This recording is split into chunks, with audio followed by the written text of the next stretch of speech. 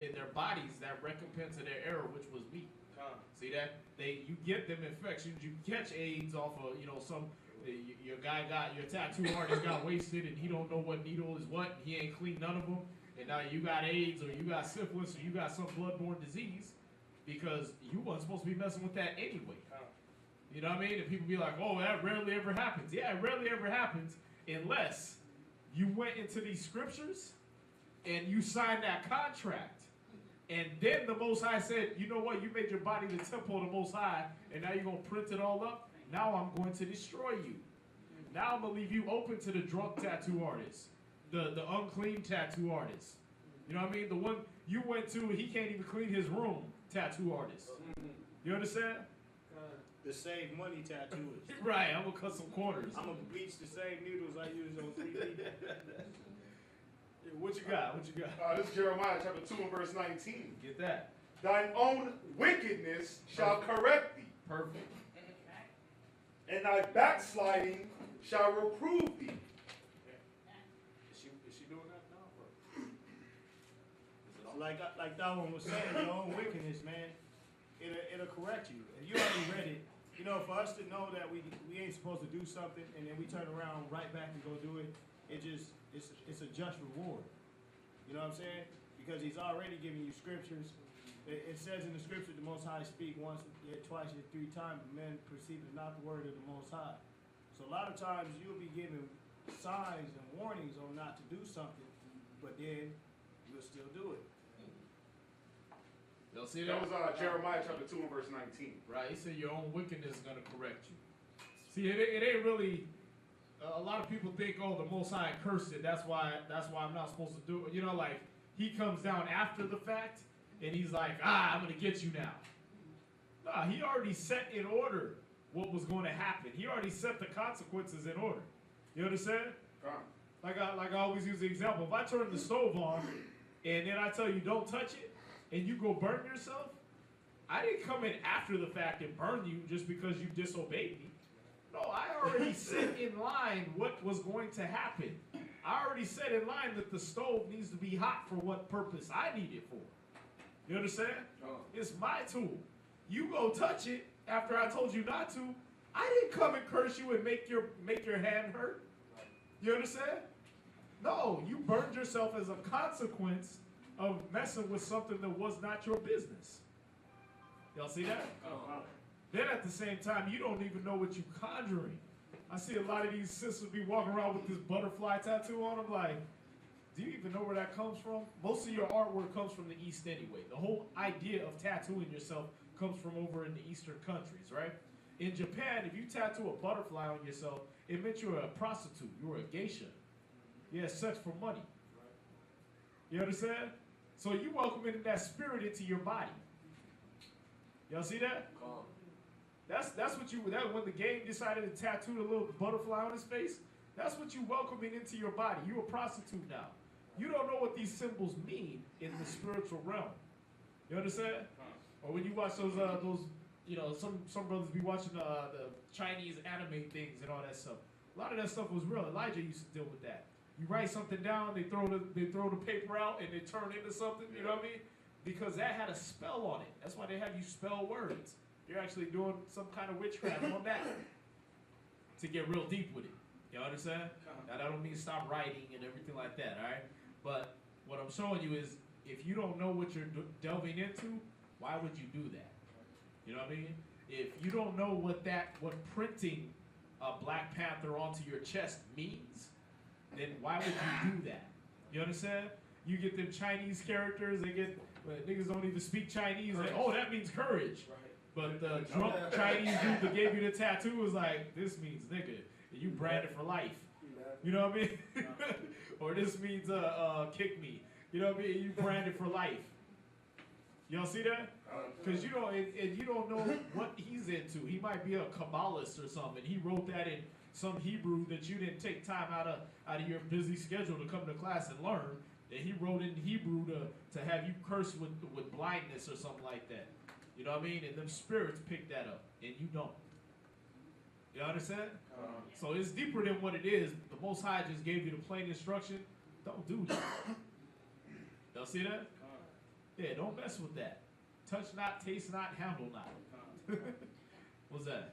Even with earrings, you have the rings on the nipples and peanuts and vaginas, all that. Right. I believe you.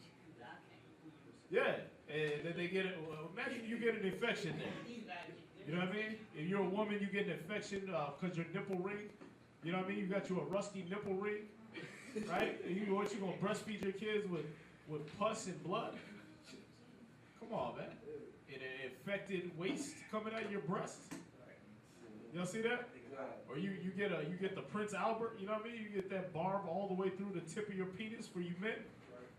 You see that? And then that get infected. What's gonna happen? You're done, son. Yeah, you're done. No lineage. Ain't no sexual relations for you. You understand? You mess with somebody and any of their little juices get up in that and it mixed with the infection, you're done. Y'all see that? So, you know, these are things the Most High, before he had to get all vulgar with it, now we got to get vulgar and explain to you. Because niggas is hard-headed. Why? Oh, just because he said? Why? Okay, well, let me get a little vulgar with you. So before your breasts fall off or your penis fall off, then you can understand why the Most High said it. See that? Because you didn't understand when the law brought it down, right? When it was just the Torah, you didn't get it. When Christ came and gave you the understanding and gave you the prophets after him and said, your body's a temple of the Most High. If you destroy the temple of the Most High going to destroy you. Well, I don't believe that, because sentence on an evil work ain't executed speedily. So it's fully set in my brain to do evil, like it said in Ecclesiastes, right? It's stuck in there. I'm going to do what I want. Okay, cool. Well, now we got Google. And we can Google images of why you're not supposed to get tattoos. Or why you're not supposed to get Prince Alberts and whatever else is out there. I don't even know the names of some of these other piercings and all that. Women get their clitoris pierced and nipples pierced. And man, they got some crazy stuff going on out there, man. Cats getting their eyeballs, the whites of their eyeballs injected with ink now. You know what I mean? So they either glow in the dark or their whole eye is black or blue or green or whatever. Right? Most High will show you why you weren't supposed to do that. Now he gave you Google. The earth is going to bring forth her knowledge. Y'all see that? And that's going to teach you why you are not supposed to do that. If you don't learn after all that, you deserve your eyeball falling out, your breast falling off, your penis falling off. You deserve that.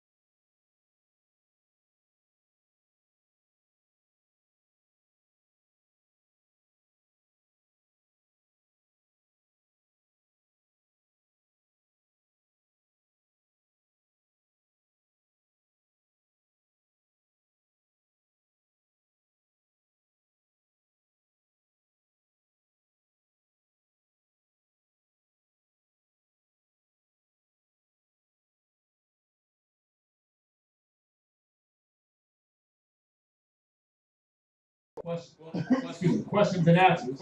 And so if you got some questions, go ahead and type them in there on the chat. On the last thing, I think somebody said they had a question on 2nd Ezra 7 and verse 28. But did we answer your question sufficiently on the tattooing? All right. So let's get this question. Hopefully they're back to join us.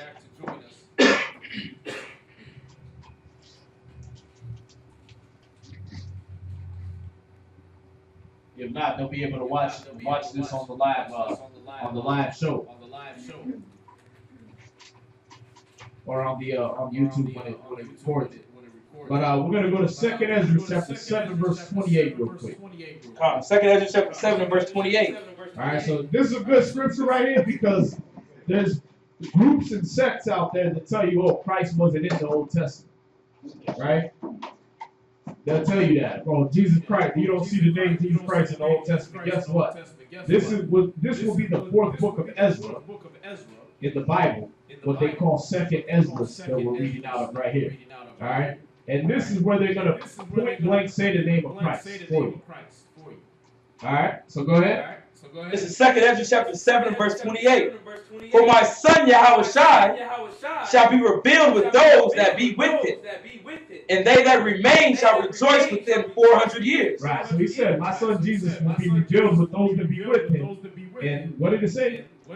That shall be revealed with him, and they that remain shall rejoice within 400 years. Right, and they that remain shall rejoice within 400 years. You understand? So the question was, what's that? 2nd Ezra 7 and 28. Yeah, 2nd Ezra chapter 7, verse 28. So I want you to read that one more time, and then you're going to do 29. And the question is over the period of 400 years. 2nd Ezra chapter 7 and verse 28. For my son Yahushai shall be revealed with those that be with him, and they that remain shall rejoice within 400 years. All right, so they that remain shall rejoice within 400 years. There's a couple books I want to go in here into for this one, but let's get Ezra's time period real quick in Zon, man.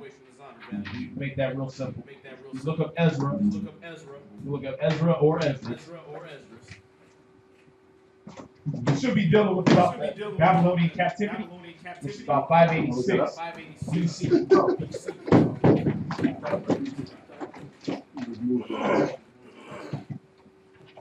But let's get it exact. Because like I said, we got a lot of naysayers on YouTube, naysayers on Facebook. They want facts, they want books, they want the knowledge, they don't want the application.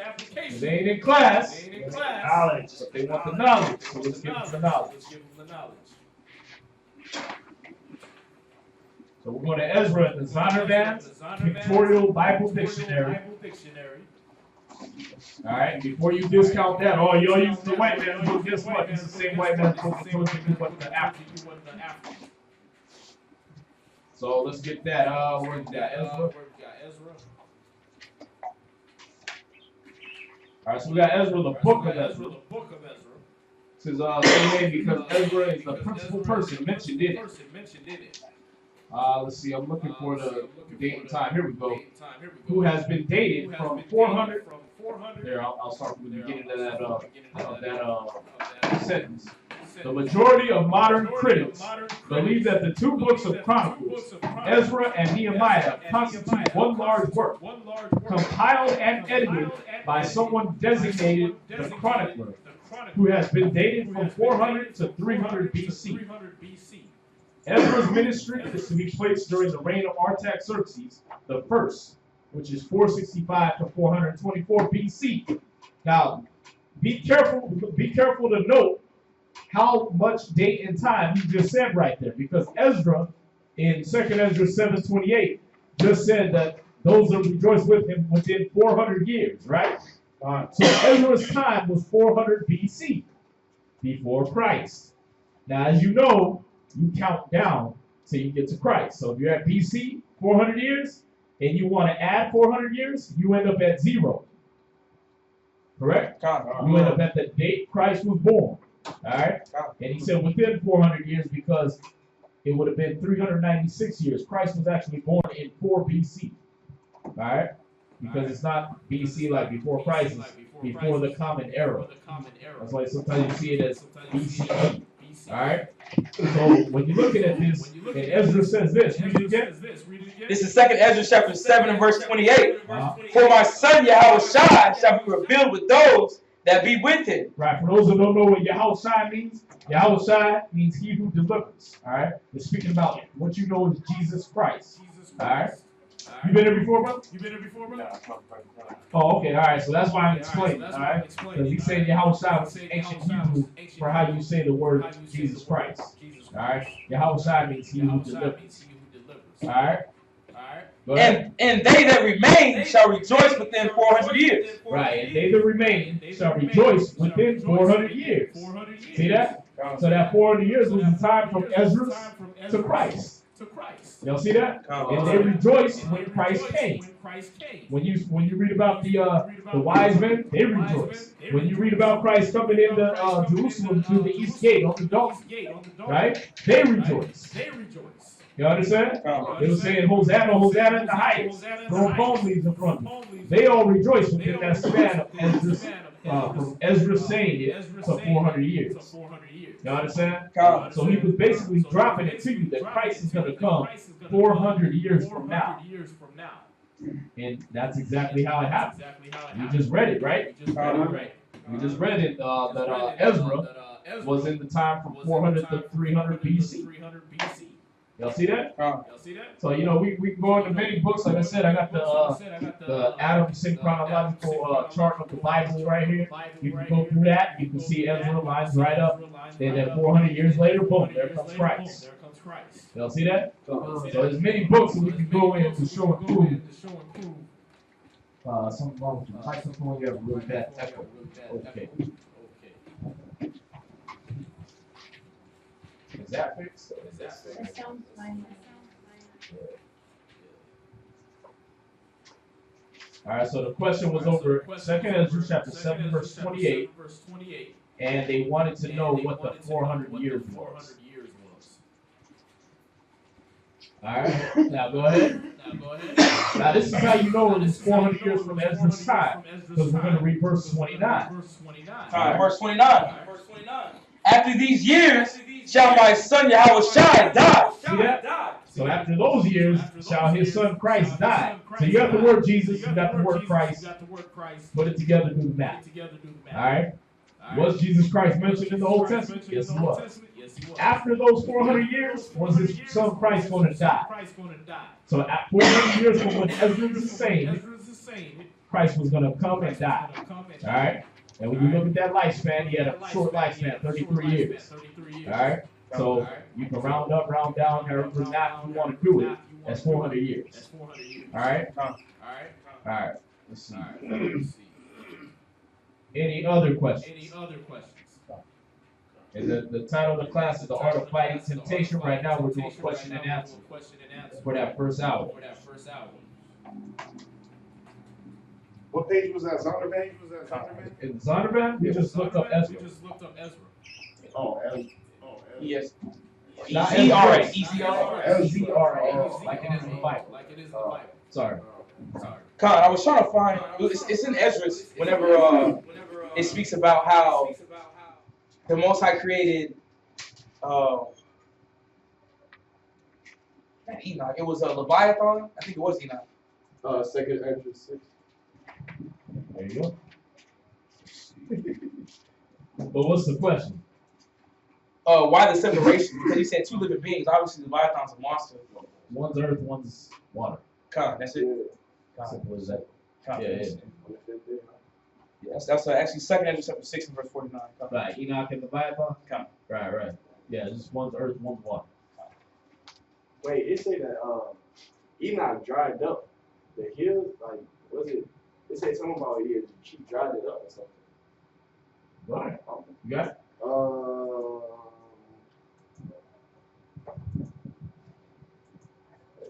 I think it's 3. Let me know if you find it. Who else got a question? Come on there yet? Did that echo go away?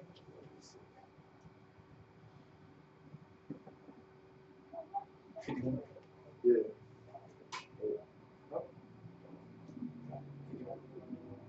Yeah, I hear that. Oh yeah. Okay. Got it? Yeah, it said it said I'm gonna start at 47. All right, 2nd Ezra chapter 6, verse 47. Yeah, 6 and 47. All right. Upon the 5th day, thou saidest unto the 7th part, where the waters were gathered, that it should bring forth living creatures, fowls and fishes. And so it came to pass. Verse 48, for the dumb water and without life brought forth living things at the commandment of God, that all people might praise thy wondrous works. Then didst thou ordain 2 living creatures, the one thou callest Enoch, and the other Leviathan. Right. Verse So 50. Enoch would be the land one. That sometimes they call him behemoth in the scriptures. And then that's the land. That would be the land one. Is a giant creature that lives on land. Then you got the giant one that lives under the sea, which Esau is trying to find both of those. That they think they're gonna control it. They think they're gonna use it. All that. That's what all this, space race, underwater exploration, all that stuff. Don't let them fool you, man. They're looking for the next way that they can be in control, that they can try to control the next kingdom to come. You understand? They think they're going to fight Christ with his own creatures. What's that? No, I thought it was a human Enoch.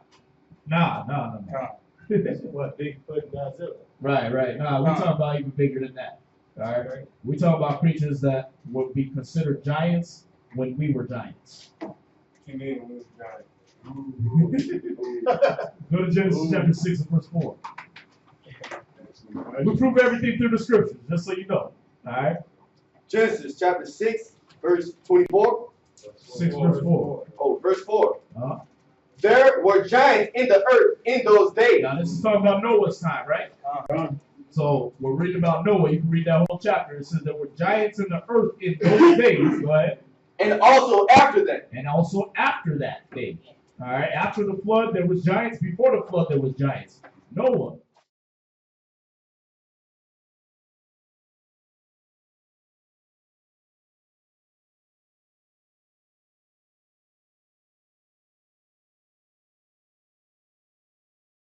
And they can't figure out, well, are these aliens or what? No, it's right there in the Bible.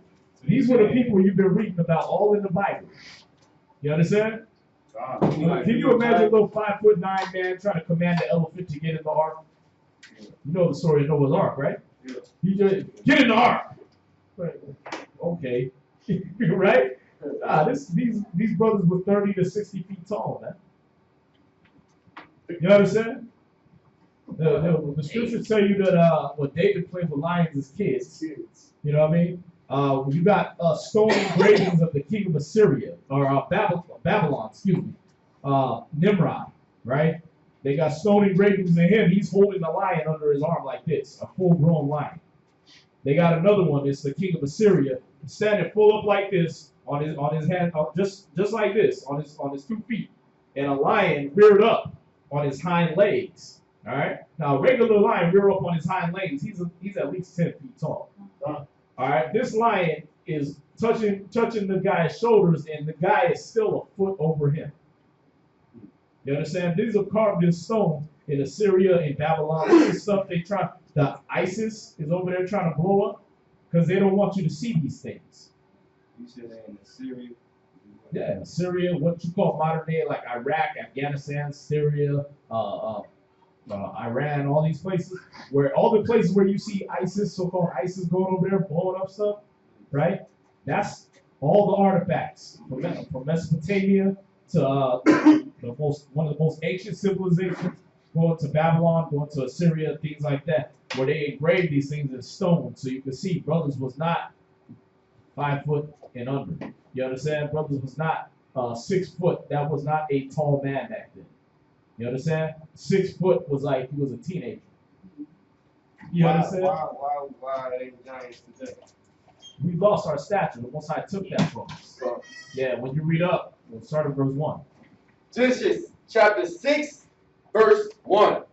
And it came to pass, when men began to multiply on the face of the earth, and daughters were born unto them, verse 2, that the sons of God saw the daughters of men that were fair, and they took them wives of all which they chose. Verse 3, and the Lord said, my spirit shall not always strive with man. So, if anybody tries to fool you and say, oh, these were angels came down and had sex with women, no. When it's talking about the sons of God, it's talking about us. It's talking about the chosen started dealing with the other nations. Because it was always a rule for us not to deal with these other nations. Right. But we started seeing these sons of men, these wicked nations, and going and dealing with them. All right? That's why he said, my spirit shall not what? Well, and the Lord said, my spirit shall not always strive with man. See, it wasn't angels, because he said, my spirit's not going to strive with man. See that? If it was angels doing it, why did he say my spirit's not going to strive with these angels? See that? He said my spirit's not going to strive with man. Go ahead. This is the stuff they don't read when they're going over this. And they start saying, oh yeah, see, the angels came down, had sex with women, and made giants. There was giants in the earth in those days, and also after that. See that? And the sons of God started seeing the regular sons of men. You see that? And they started dealing with them. So you're saying like the people, like you said, the chosen people was like bigger, stronger than Adam's lineage. All the earth was covered with giants. People were giants in those days. All right, but the sons of God would count as like Adam's lineage on down. All right, so you deal with Adam, you deal with Noah, Methuselah, Seth. These men, everyone on earth was giants. All right, but these men were gifted with the wisdom of the Holy Spirit. All right, yeah. So what they were doing though was they was looking at the other nations, the other giants, right, and they was dealing with them, which wasn't lawful to do. All right, so as we started dealing with them, the Most High was like, man, I'm not gonna fight with man all the time. I'm not gonna sit there and argue with y'all. You understand? So you saying that the chosen people came like Lord themselves and came start dealing with the other people. What do you see going on today? Because it's nothing different. What is, like the scripture saying in Ecclesiastes, what is has already been. There is nothing new under the sun. We become stars, right? Kanye West, right? And when he get on, he leave ask for a white girl, right? That's how he got on. And then what he do? Left her ask for a white girl, right? He went did it. The giants, the stars, right? The guys that got all the fame, the money, the fortune, the power, right? They go what? Lower themselves and deal with the other nations. That's what was happening back then. We were the greatest, we were the smartest, the wisest. We gave the rest of the earth their knowledge, and then we started lowering ourselves because, Becky got a fat booty. Right. See what I'm saying? That's what was going on. Just like it is today, that's what was happening, what we're reading now. All right? That's why the Most High said, my spirit's not going to strive with man. Read. For that he also is flesh. Wait a minute. He's flesh. Then we can't be talking about the angels. The angels are ministering spirits, according to the Bible. Y'all see that? So he don't want to strive with man in his flesh. Y'all see that? So we're not talking about angels. Go ahead. Yet his days shall be 120 years. See, he limited our years. Another way you know we're not talking about angels, because angels don't die. Spirits don't die. Men die. Y'all see that? Right. So he lowered our years. He lowered our stature. Y'all understand? He took that from us. All right. How did we get to that? So did somebody ask that on here, or did somebody just ask that in class? I just asked. Huh? I did. Yeah, you was asking that. I thought somebody else asked that too. Brother Chris asked about giants. Oh, you was asking about the giants. Yeah. Okay, all right. Let's see. I heard the story about the angels came and got with regular people and made these I don't know, like said it was like infiltrated they being or something like they ain't pure no more, something like that. Right. Or they Which is ridiculous. It sounds like a nice little fairy tale and everything that these angels came down, but that was Greek mythology. In Greece, every god up there was coming down having sex with men. And you know why? Because every Greek woman was a little whore. She was going to the next door neighbor's house, getting juiced up, and then coming back to her husband talking about Zeus impregnated him. Bro, why the baby look like the next door neighbor? No, I'm a virgin birth. See what I'm saying? It was an immaculate conception. Right? Why he look like the mailman? You see what I'm saying? This was going on in Greece. So what they would do is they blame it on the gods. Zeus descended from Mount Olympus and came down as a bull and impregnated him. Why are you sleeping with bulls? They do that, but see, listen, you laugh now, right? But you got a woman a white woman with a white man came out with a black baby, dark as you, right? And said, I got it because we were watching a 3D porno. oh wow. Exactly. You see that face you making right now? That's what was going on back then. Except they actually believe this madness. You understand? They actually went in and was like, oh yeah, Zeus does that.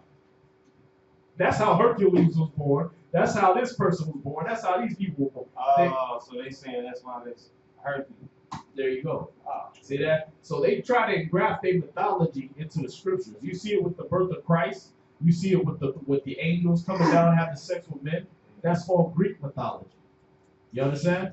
The Bible tells you that angels don't even do that. You're in the scripture, right? God, this is Mark chapter 12 Check this out. and verse 24. What is this about? What is this preaching about? Are we still on? We're dealing with the angels come down and have sex with men. Okay. So we did a whole class on this. This is on YouTube also. All right. Just so you get that. This is Mark chapter 12 and verse 24. And Jesus answering said unto them, do ye not therefore err, because ye know not the scriptures, neither the power of God? See, when you think about going into this, let him get it. Somebody help him out. Where are you at? The first time I actually remember this statement. Mark chapter 12. No, somebody asked me the other day. I was like, I don't know. I forgot. I didn't remember what he told me. So we're finding out that Christ is going to show you that the angels don't impregnate people. Y'all understand? The angels don't do this. They weren't made that way. They're created beings by the Most High, and they weren't created to create other living beings. Go ahead. Verse 25. For when they shall rise from the dead, they neither marry nor are given in marriage, Go ahead. but are as the angels.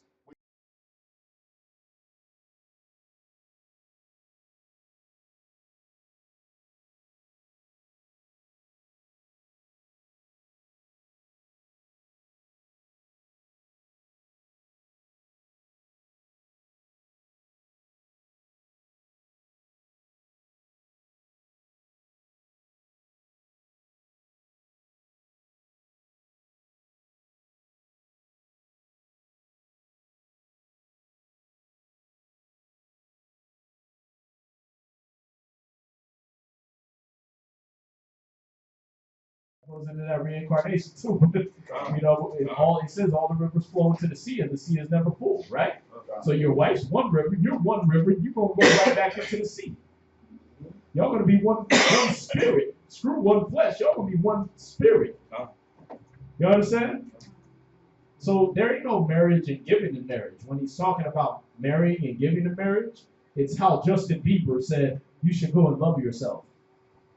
All right? They use marriage in place of having sex because that's how we consummated our marriage. So Christ, without being vulgar, he's saying they don't marry, neither are they given in marriage. They're not, the angels ain't up there having sex. You understand? That's not what's going on. He's saying the angels don't marry, neither are they given in marriage. Y'all heard that song? Right? They play it on the radio. You just turn the radio on. I'm sure it's on right now. Just because that's what they do. But when he said that, he's basically telling you if you think that you're so good looking, basically you should go F yourself. But he puts love in there, right? So you should go and love yourself, right? Well, what is he really telling them? Go fornicate with yourself. Go have sex with yourself, right? Okay, well, in the scriptures, we didn't talk like dirty, filthy animals either. So he's saying in heaven, the spirits ain't marrying, nor are they given in marriage. They're just like the angels. So the angels don't do what?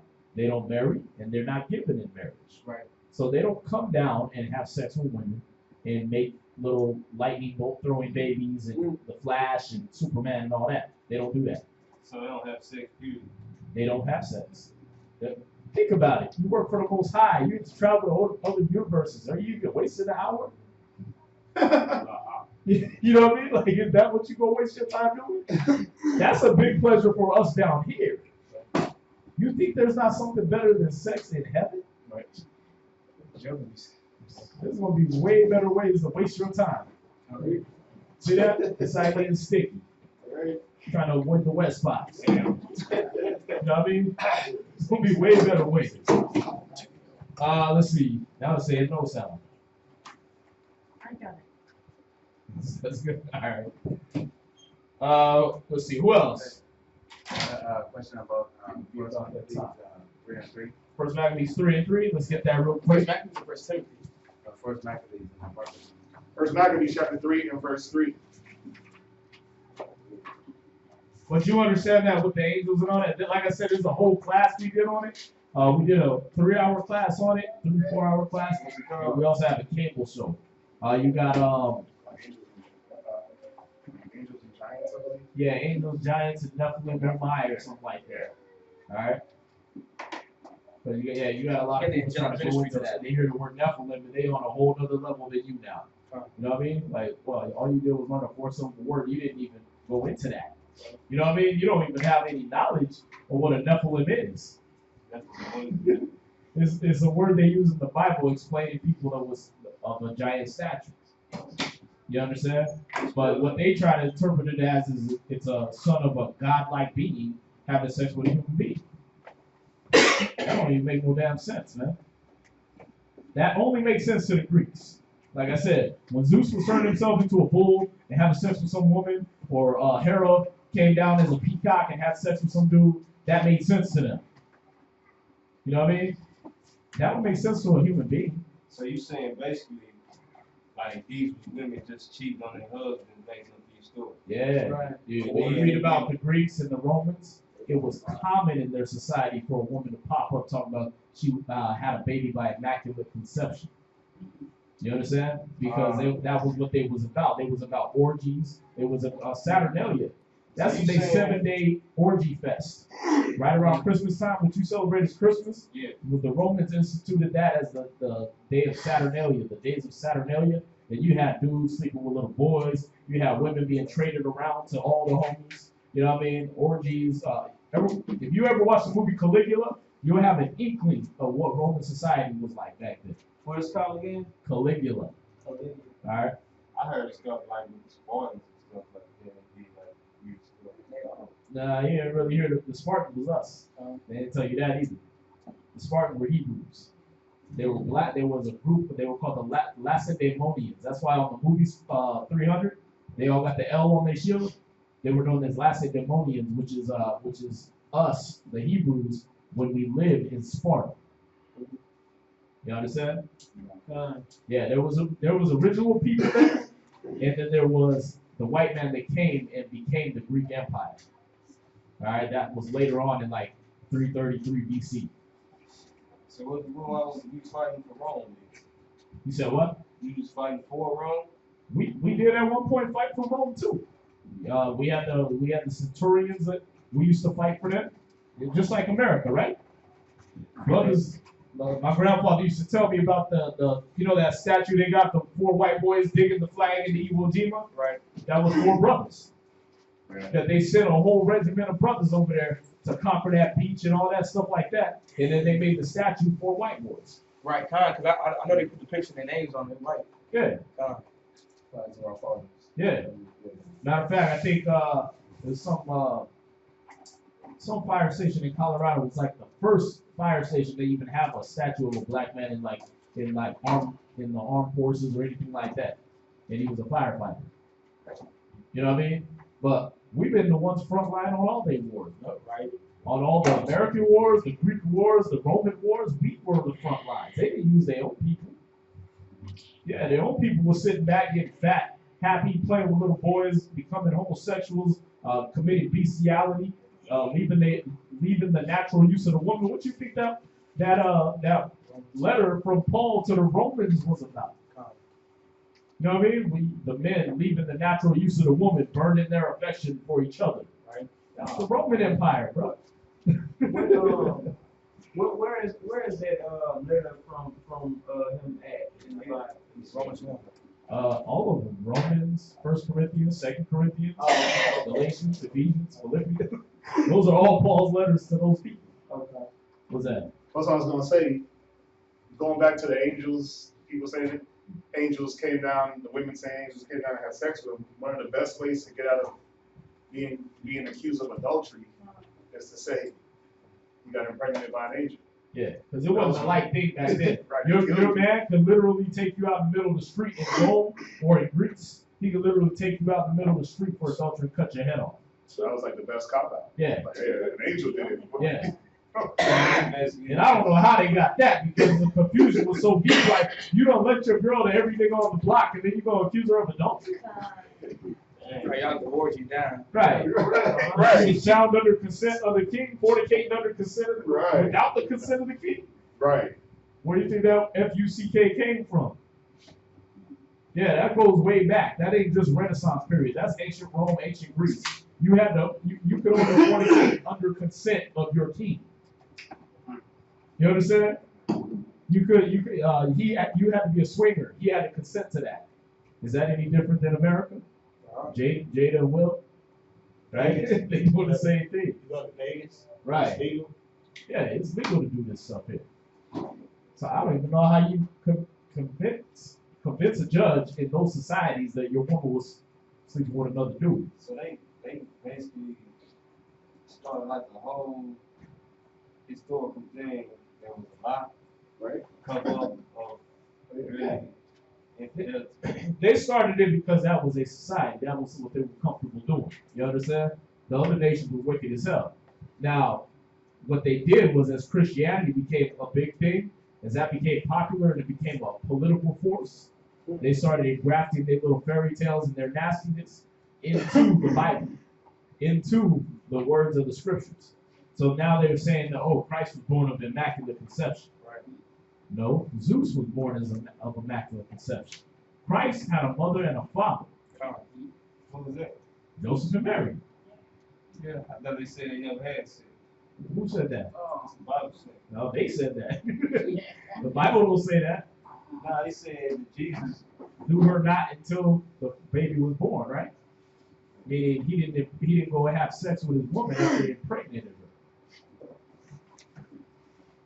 Yeah, we can go. I mean, like I said, we got videos on all of this.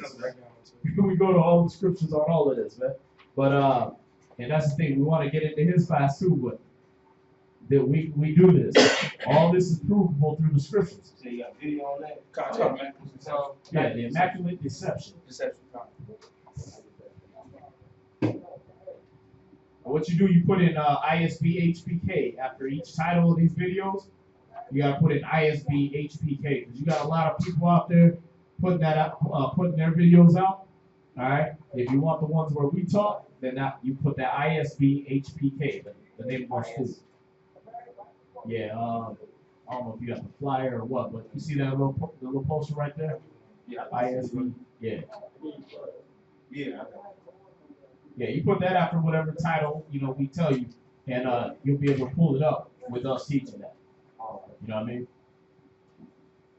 But yeah, I mean, that like I said, they grafted a lot of that stuff in there. That's why you celebrate Christmas right now. The Bible expressly forbids Christmas. When you go to Jeremiah 10:1, it tells you about don't learn the ways of the heathen. One goes out and cuts down a tree out of the forest. He brings it into the house, stands it upright like a palm tree, decks it over with silver and gold. People don't do that expressly. But what did Christianity do? Oh, we're going to celebrate the birth of Christ on the 25th of December. Coincidentally, when the Romans were celebrating Saturnalia and having sex with little boys. Celebrating the god Mithras. You understand? And also, December 25th is also the birth of the sun god. Right, the sun god Mithras. Right. Yeah. You understand? Then that goes back to ancient Babylon because you're dealing with the days of Bacchus. They call Bacchus or taboos and stuff like that. You're dealing with his celebration, where that was all about drunken orgies and all kinds of filth and disgustingness. You see that? And they got you celebrating that as the birth of Jesus. They just lumped him in there, so what? We want that pagan money. You know what I mean? Y'all pagans come on in, man. We celebrate that too. We call it Christmas. That's when the Son of God, right? You celebrate the Son of God, we celebrate Son of God. Let's all join hands, kumbaya our way into hell. Right. Okay, ain't that what the pastors are doing now? Oh, the Big Ten's done away with. Come on in, be a homosexual, be a crossdresser, tranny, transsexual, pansexual, dendrophiliac. Come on in. Yeah, you know what I mean? Have sex with the pews right in front of everybody. Like, really? So that's what they were celebrating on. Yeah. That's what it was. It was outlawed in America until like the 1800s? Early 1800s. Christian? Yes. Can you show him in the scriptures so he can teach that? Yeah, Jeremiah 10 and verse 1.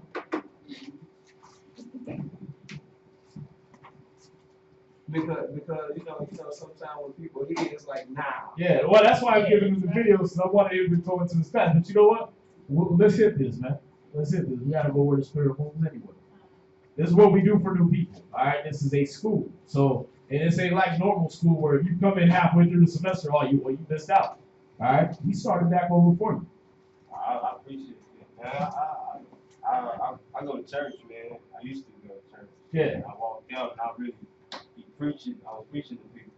And Oh, no doubt. that's why I'm asking so many questions. Because now this is hit me by storm. You're going to need the scriptures then. You know what I mean? Because I can't just say it and it's going to click in your brain. You're going to be like, wait. I know the Bible. You know what I mean? Well, I know my belief system. So we got to hit the scriptures for you. But check this out. Jeremiah chapter 10, verse 1. You know what to get after that. Amos 5:21. Grab that. Hear ye the word which the Lord speaketh unto you, O house of Israel. We're in Jeremiah chapter 10 and verse 1. Okay. Yeah.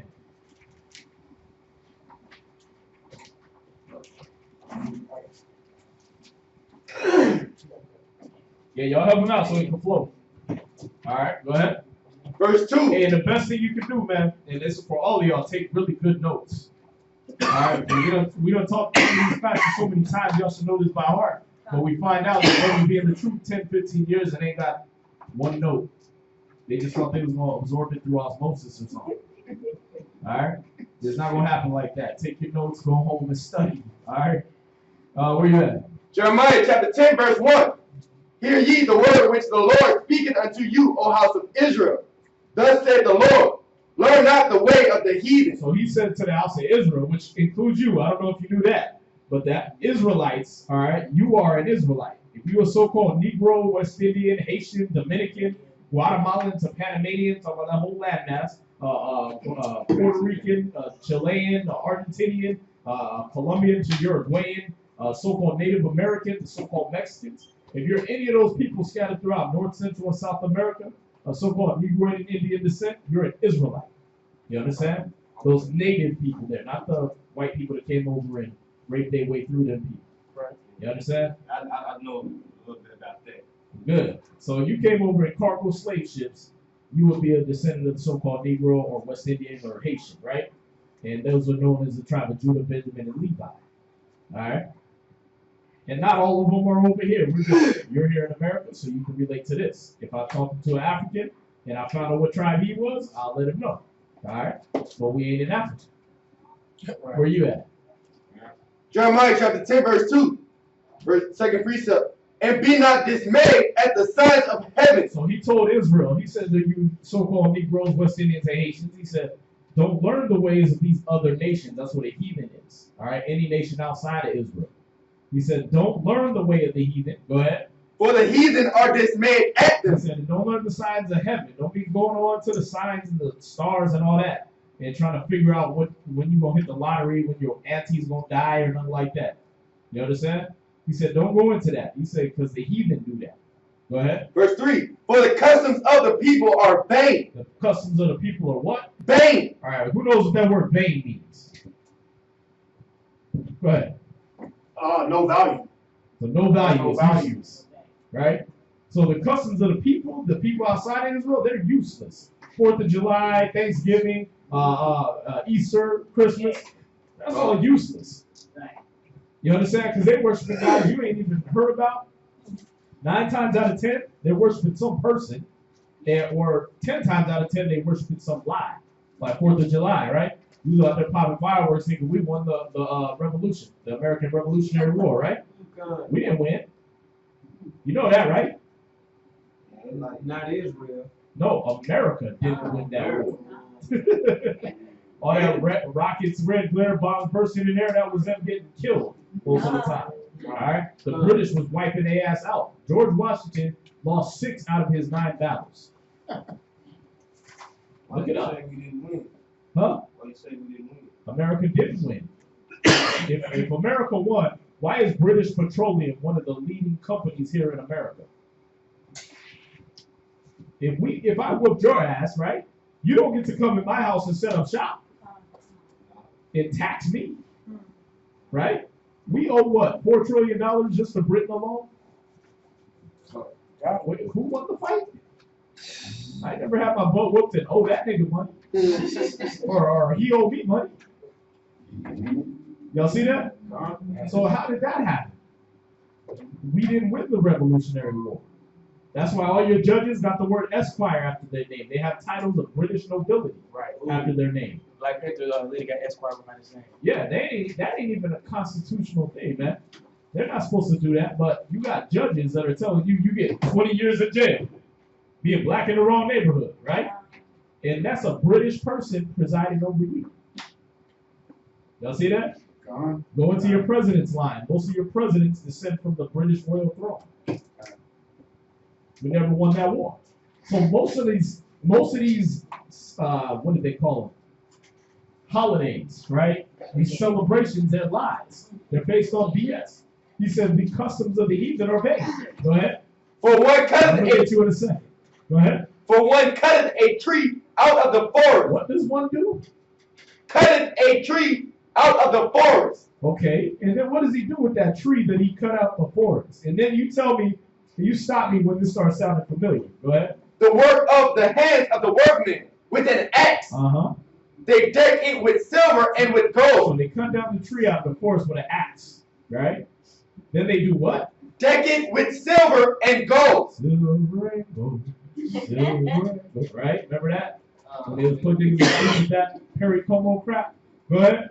They fasten it with nails and with hammers.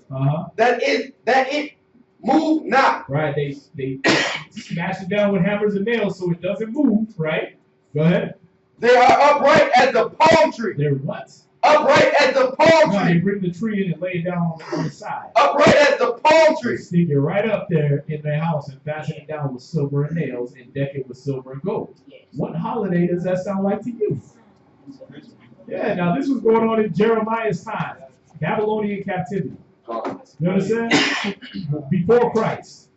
So how were they celebrating Christ if he wasn't there yet? He wasn't born yet. This is the what? First Testament? Old Testament, Jeremiah's time. Way before Christ. It was Christmas is celebrated before Christ's birth. Yeah, this ain't Christmas we're reading about. We're reading about them celebrating a man named Nimrod. You understand? They were celebrating a man named Nimrod, who his wife, when he died, all right, when Nimrod died, this was way back in Genesis. All right, Nimrod was a mighty hunter before the Lord. He was a Babylonian, an African. He ruled over most of the earth. All right, he was a mighty man. He set up cities, first one to set up walled cities and stuff like that, right? He provided security for the people and all that. You understand? He was a very mighty man, but he got killed because he was trying to have everybody worship him as a god. You understand? He got killed by, when you go into the history, it tells you one of our ancestors killed him, right? But he was killed. His wife said that he died and his spirit was going to come back, right? So her being a prostitute, she was basically a whore, like all these Greeks and Romans. She went out and had sex with random dude number 3 in the movie, right? And she got pregnant and said that she was standing on her balcony and the rays of the sun impregnated her. Again, sound familiar? Right? The rays of the sun impregnated her and she conceived by her husband, who was the son, and he is reincarnated as the baby that's going to come out of her. Right. So she had sex with the son, and the baby that's going to come out of her is going to be his own daddy. Only in America. Right? Sound like some Jerry Springer, right? But everybody believed this. All right? And so what she did when Tammuz died, which was her son, reborn, Nimrod reborn as her son, when he died, you understand? When he died, then he was torn apart by a wild boar, right? When he died, she said that his spirit went into the trees. And then if you don't get a tree and worship her son, Tammuz, which is Nimrod reincarnated, that his spirit is going to come and haunt you. Right.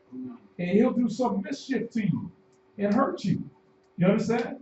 If you don't lay some gifts before this tree that represents her son, right, / husband. Well, What's her name again? Semiramis. Yeah, Semiramis is a lot of different spellings of it. But if you look up Nimrod, it pretty much goes hand in hand with Semiramis.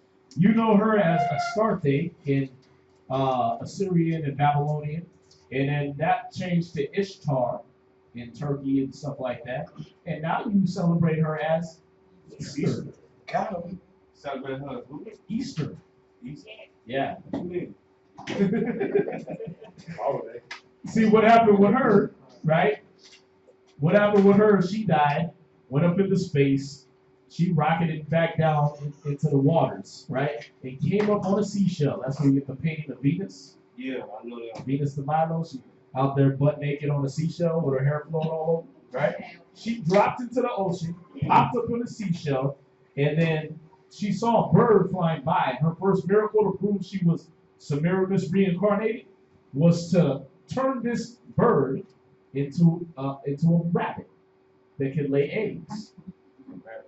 Right, because the eggs, she symbolizes the fertility goddess, and the egg symbolizes fertility in Babylonian and Assyrian custom. All right, so she turned this bird into a rabbit that could lay eggs. So now your kids are doing what? They Easter egg hunting, Ishtar egg hunting. Now, see, when you worship Ishtar, it wasn't all innocent like you do now. You didn't just dye some eggs with a little blue dye, right? You didn't just do that. You sacrificed one of your children, usually your firstborn, you slit his throat, all right? And then you took eggs that represented Ishtar, and you dipped them in your child's blood, and you dyed them red. Sound fun now? So you did all this for? Because the customs of the heathen are vain. They did it for a fairy tale, for a damn lie. You understand? You think it's crazy, but there's a church of Babe. You ever heard of the church of Babe? Church Beyonce? Yeah, there's a whole church dedicated to this woman. All she does is sing and dance. Church? Yeah, the whole religion. Nah. He's about to have a Bible. Kanye. You know about it? Yeah. Kanye about to have his own Bible. I mean, this is, you get big-eyed now, but this is big going on. This ain't nothing new. You understand? What's that? I thought Easter was I thought it was the resurrection of Christ. Oh, yeah. That's what everybody thought. Yeah, that's what everybody thought. But how come Easter was in what? March this year? Oh, March this year, yeah. It's been in April every other year, but all of a sudden the time Christ died changed now. Right. What? Wait, my birthday is on October 25th every damn year. It don't change. How they put both of them together? Like, how they get that? Oh, because when the pagans who celebrated Ishtar and Easter, right, when they would celebrate her, and they was like, we can't bring that into the church, but we want those people's gold, right? We got to make a fairy tale that coincides with our religion and theirs. See that? So what they had to do, and you can read this in a book called The Two Babylons. The Two Babylons. And it's by Alexander Hislop.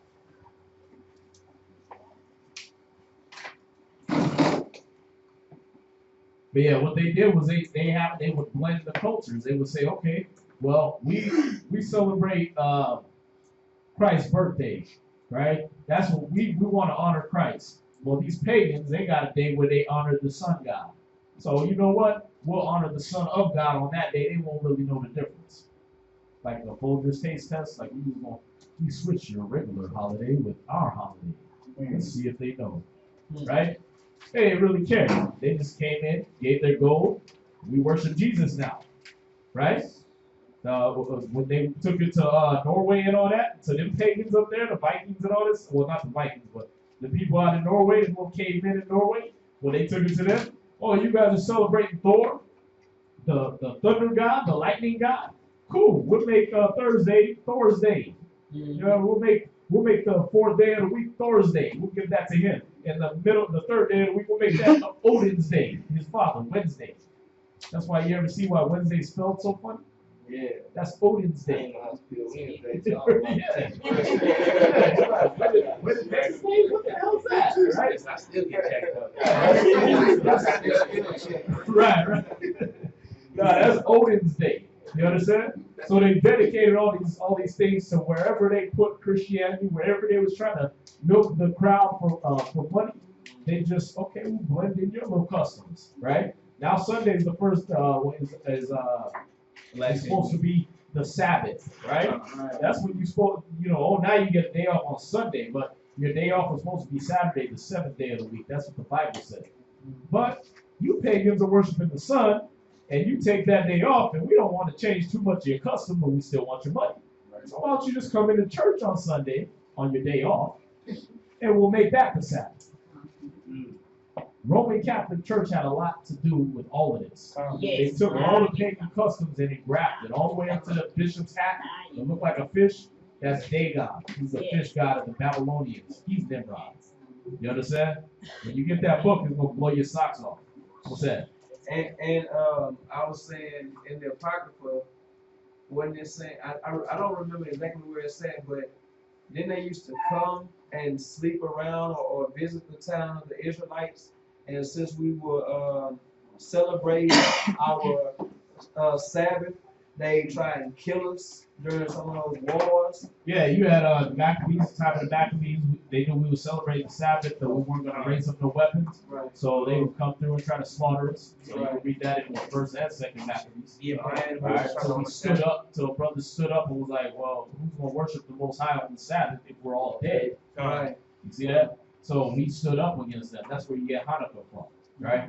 But let's learn. Let's read the rest of this. We went too far off track. Let's learn if Christ is okay with Christmas. Read that again. Jeremiah chapter 10, verse 5.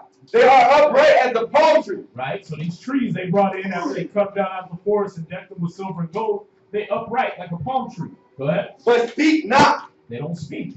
Why did Jeremiah the prophet have to warn grown people that the trees ain't going to talk to you?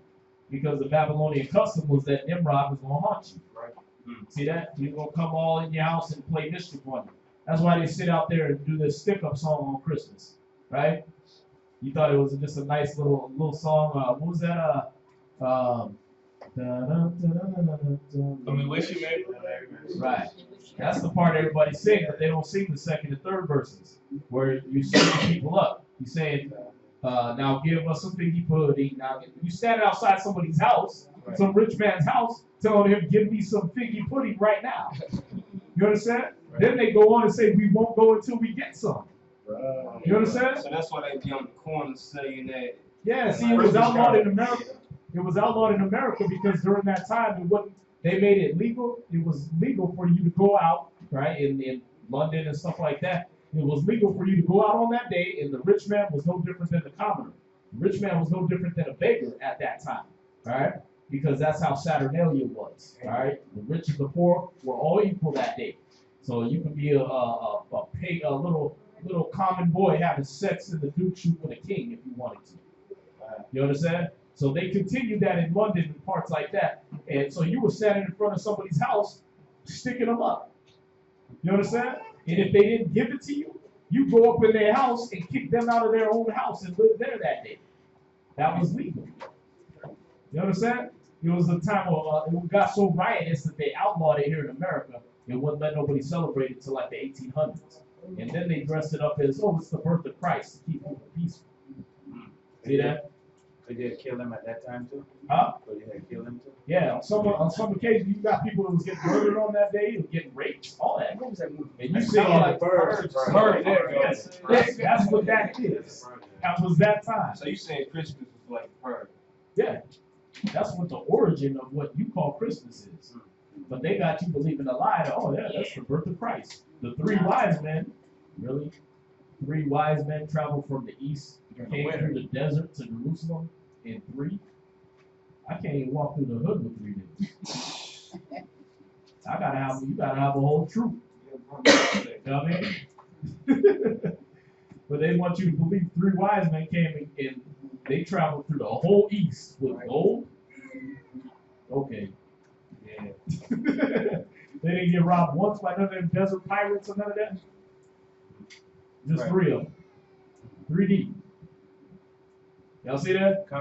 See, they got you believing all kinds of lies. Now, the scripture don't tell you it's 3 wise men. It tells you the wise men came and they gave 3 gifts. Go but it don't tell you there's only 3 wise men.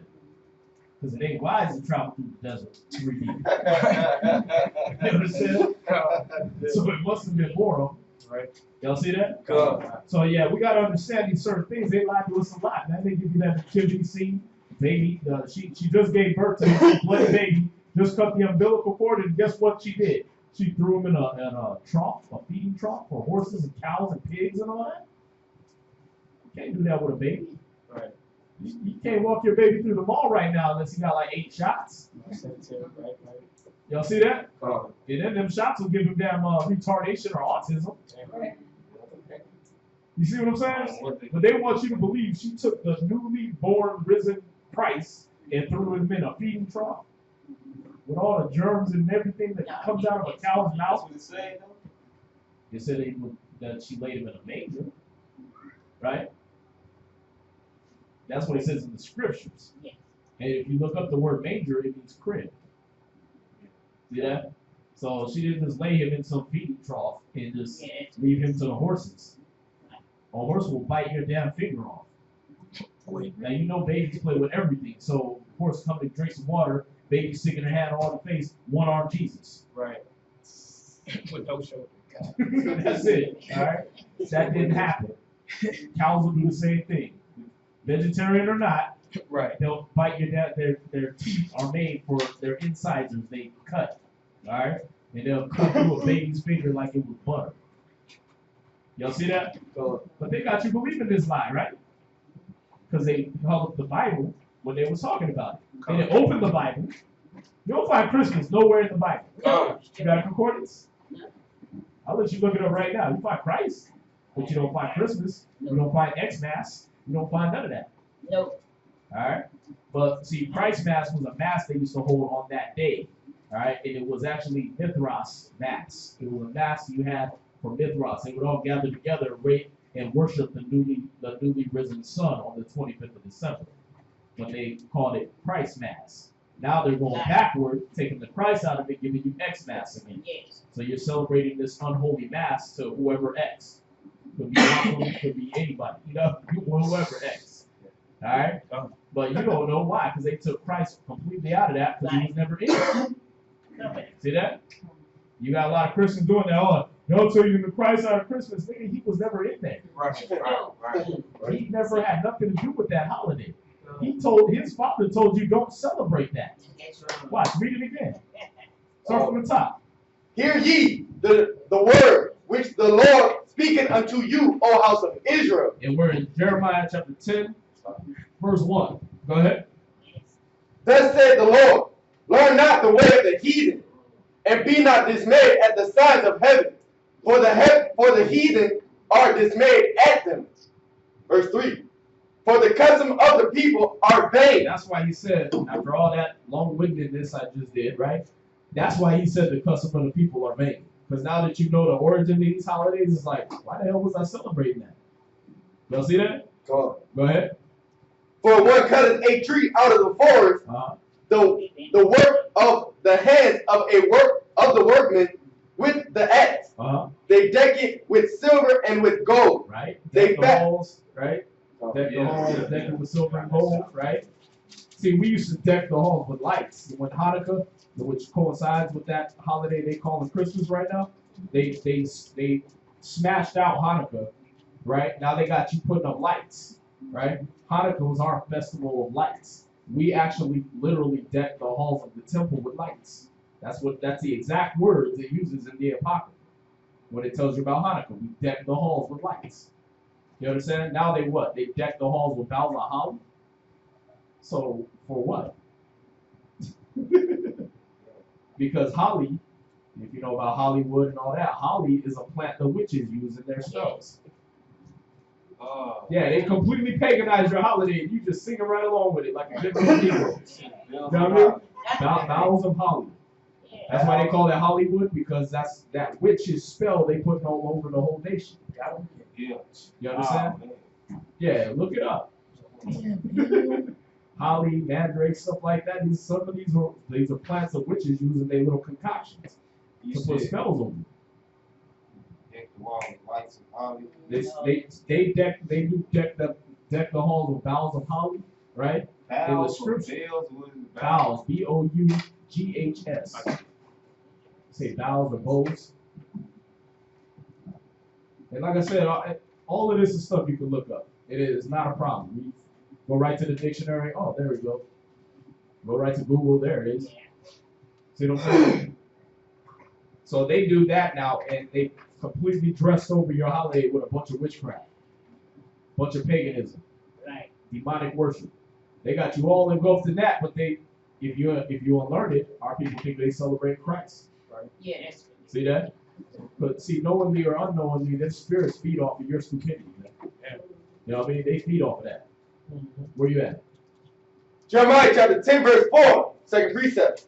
They fasten it with nails and with hammers. So you're seeing the celebration of the Christmas tree all right here, right? You're seeing that, right? Got to make sure you see it, because I want to say it. Was Yahushua born in a barn? No, it says he was born in. They brought him into the inn. You know what an inn is? It's like a hotel. All right. So he was not born in a barn. No. All you got to do is read the story. Just don't believe the fables behind it. If you read the story, none of that stuff is in there. All right. Especially if you get it in the Greek, or if you get it in the it might even be in the complete Jewish. Where you at? I was gonna say, if you just go to Matthew chapter 2 and verse 11, it tells you that the wise men came into the house. Right. Well, there you go. Where Christ was born. Right. See that? Because imagine all these wise men, they're going to bring gold, frankincense, and myrrh to a feeding trough and with a bunch of animals in a barn. This ain't old McDonald. This is the birth of Christ. This is the birth of the King of Israel. Y'all see that? Yeah, then they make it a derogatory term. What, were you born in a barn? Well, if you saying Jesus was born in a barn, ain't that a compliment? That is never a compliment, is it? What, were you born in a barn somewhere? That ain't a compliment, but they want to put Christ in a barn. The customs of the heathen are vain, man. What's that? Yeah, I was gonna say that's how the Europeans used to live. You know, back in medieval time, they used to sleep with sheep. Yeah, that's their way. That's their way. You know what I mean? Before you clip their little tails off and all that stuff, man. You know what I mean? When they was still living in their caves and all that, that was their way. So for them, Jesus Christ being born in a barn or a cave or a platform of rock somewhere, that's perfectly acceptable, because all up until like the 1300s, they was living up in caves, eating their own lice and everything else you can read about. You understand? But so for them to put that on Christ, that makes it more acceptable to them. But us Hebrews, we didn't do stuff like that, man. We were clean people. You understand? You finish that? That it moved not. Right. Verse 5. They are upright as the palm tree, but speak not. But they don't speak. Go ahead. They must need be born. They got to be carried. When it says they must need be born, they have to be carried. So this is not a God. This is not somebody who can come and stalk through your house and haunt you. He has to be carried. The tree got to be carried. So if that's not a God, that's not something that could threaten you. Something you got to carry into your own house. Y'all see that? Go ahead. Be not afraid of them. So don't be afraid of them. Y'all see that? Go ahead. For they cannot do evil. Because they can't do evil. They can't do anything to you. Go ahead. Neither also is it in them to do good. Right. So it's also not in them to do good. So you over there praying and bowing to your Christmas tree, putting all the presents around and doing all that, it ain't going to do you no good. That's why it's vain. It doesn't do bad or good. It's useless. You just wasted a whole day out of your life. To what? Play with some toys and get you a terrible sweater? It's like a really horrible sweater with a damn reindeer on it that you'll never wear. And you in Texas. You want to smack somebody. Like, a sweater?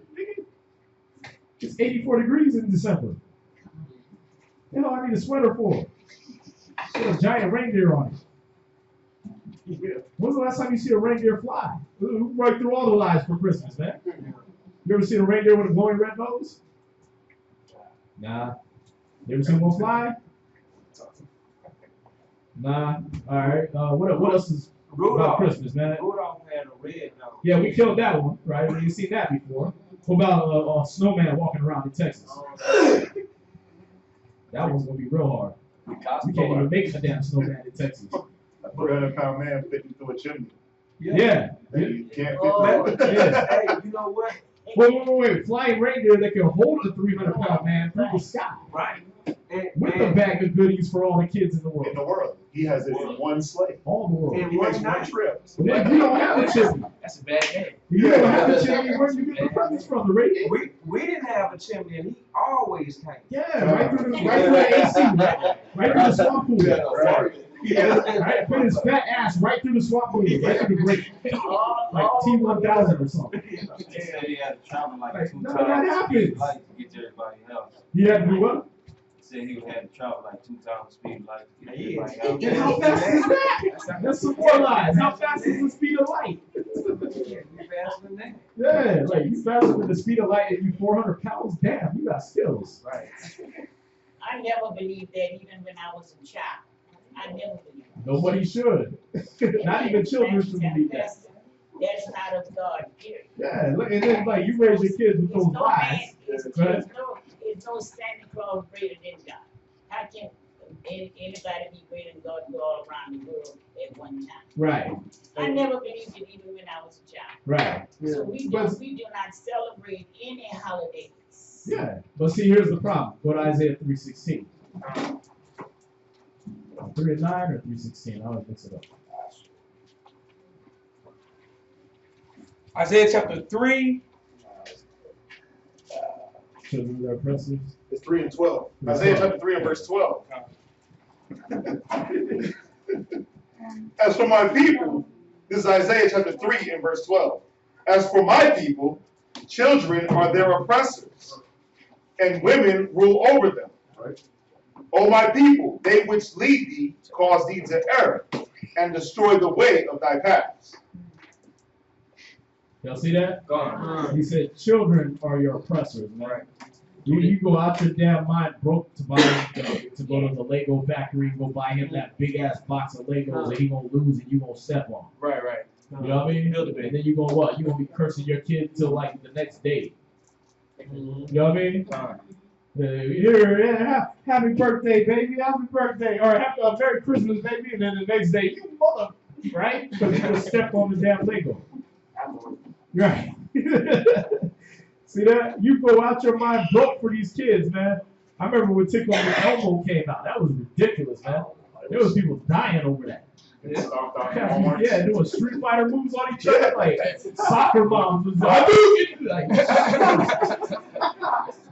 over a damn doll. They gonna get their baby back. Yeah. Like, why don't you just spend time with your kid? Why don't you tickle him? You know what I mean? Like, don't make him tickle a damn dog. For what? How much was it? Like what? $100, $200, something like that. How was that? That was that expensive, right? About 60 to $70. 60, $70, right? Come on, man. That's the light bill. All I did is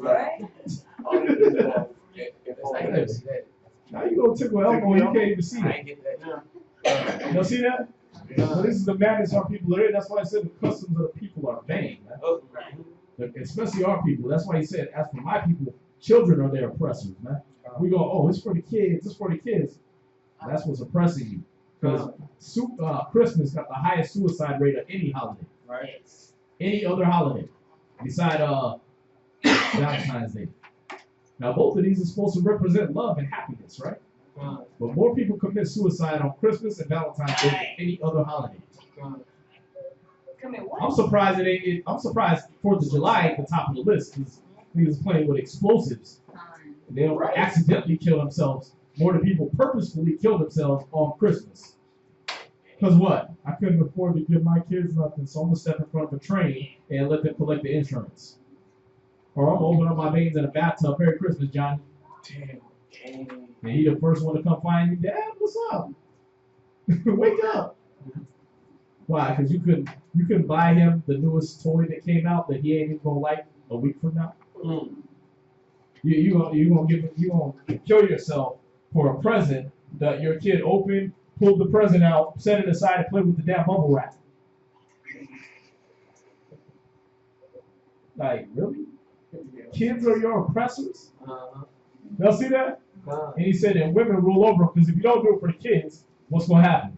The woman gonna get mad. She's going to be on that ass. Like, ooh, you sleeping on the couch until next Christmas. So you get it right. See that? And your next kid is going to be immaculately conceived on Christmas. Because while you gone, I'm going to get mine. Y'all see that? It's sad, man, but this is what our people sucked into. Y'all see? Who had their hand up? I thought there was a lot of questions earlier. We say, is there any way you can help me undo Islamic damage I've done to my children? We watch the shows and videos and still things that I just cannot explain. Deuteronomy 28. Sorry, verse 1. Let's do it right. What is Deuteronomy 1 verse 1? Let's see who he's talking to. That way the new brother can get the freshness of the scriptures. All right. So we're gonna answer both. We're gonna answer this question and help the new brother at the same time. We're going to Deuteronomy chapter 1 verse 1. Deuteronomy chapter 1 verse 1. Let me know when you got it. When they say Khan, that's Hebrew for yes. All right. Chapter 1, verse 1. Deuteronomy chapter 1 verse 1. Go ahead. These be the words which Moses spake unto all Israel. So the words of the book of Deuteronomy is Moses speaking to all Israels. You so-called Negroes, West Indian, Haitian, Dominicans, Guatemalans and Panamanians, Puerto Ricans, Cubans, Seminole Indians, Argentinians to Chileans, Colombians to Uruguayans, so-called Mexicans, Seminole, Native Americans, all that. All right? Go ahead. On this side Jordan. Right, so these are the words of Moses spake to all Israel. Now, go from there. And we're jumping because the Bible says read precept on precept, line upon line, and we'll get that scripture for you too. Go to Deuteronomy chapter 28, verse 1. So in 1 verse 1, we found out that the words that we're going to read in Deuteronomy 28, verse 1, is the words that Moses spake to all Israel, all Israelites, throughout time. All right? Go ahead. This is Deuteronomy chapter 28 and verse 1. And it shall come to pass. Let me get it. Y'all gotta be conscious. Y'all gotta be conscious of brothers and sisters getting the scripture. All right? We want them to be able to see these things. Go ahead. This is Deuteronomy chapter 28 and verse 1. And it shall come to pass, if thou shalt hearken diligently unto the voice of the Lord thy God, to observe and to do all his commandments, which I command thee this day, that the Lord thy God will set thee on high above all the nations of the earth. So what was the original place of the so-called Negro, West Indian, Haitian, Mexican? To be high above all the nations of the earth. Right, to be above all the nations that are on the face of the earth. Right? So that was going to come if we obeyed and listened to the laws, statutes, and commandments of God in Christ. Y'all read that, right? Okay, now, since we didn't, let's skip all the blessings. Go to verse 15. This is Deuteronomy chapter 28 and verse 15. But it shall come to pass, if thou wilt not hearken unto the voice of the Lord thy God. So if you will not listen to God, all right? If you will not listen to his voice, his words, go ahead. To observe and to do all his commandments and his statutes, which I command thee this day, that all these curses shall come upon thee and overtake thee. See, so he said, because you won't listen to the laws I set up, then all these curses are going to come on you and they're going to overtake you.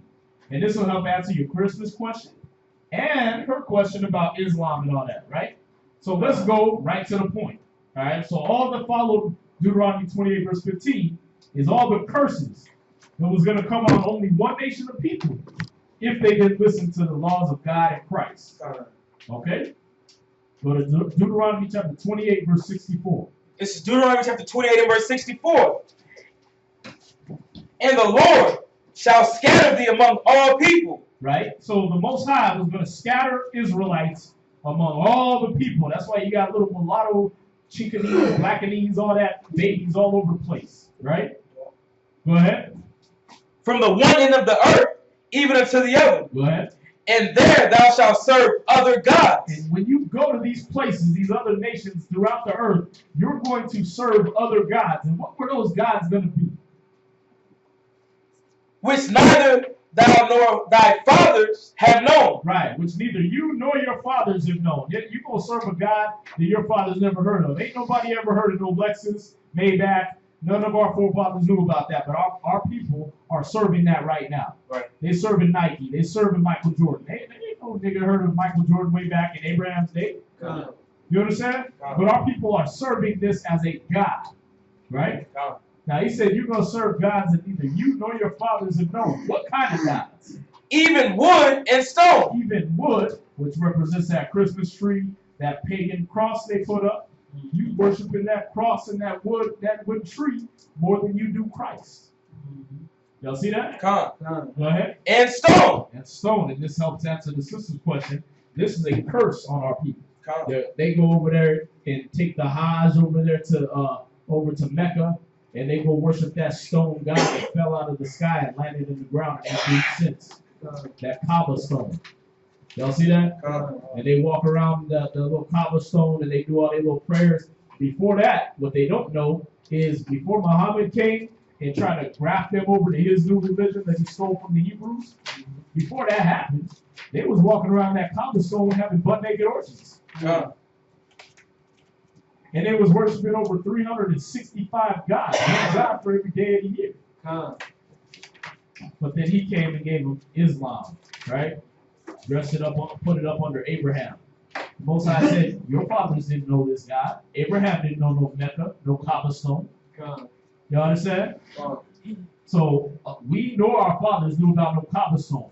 Now all of a sudden, what? 1500s, we walk around Kaaba stones now? If your God didn't spring up until the 1400s, you late.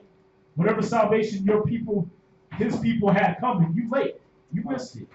You Jehovah's Witness and your God sprang up in the 1900s, you late. You understand? What did all the people do 1900 years before that?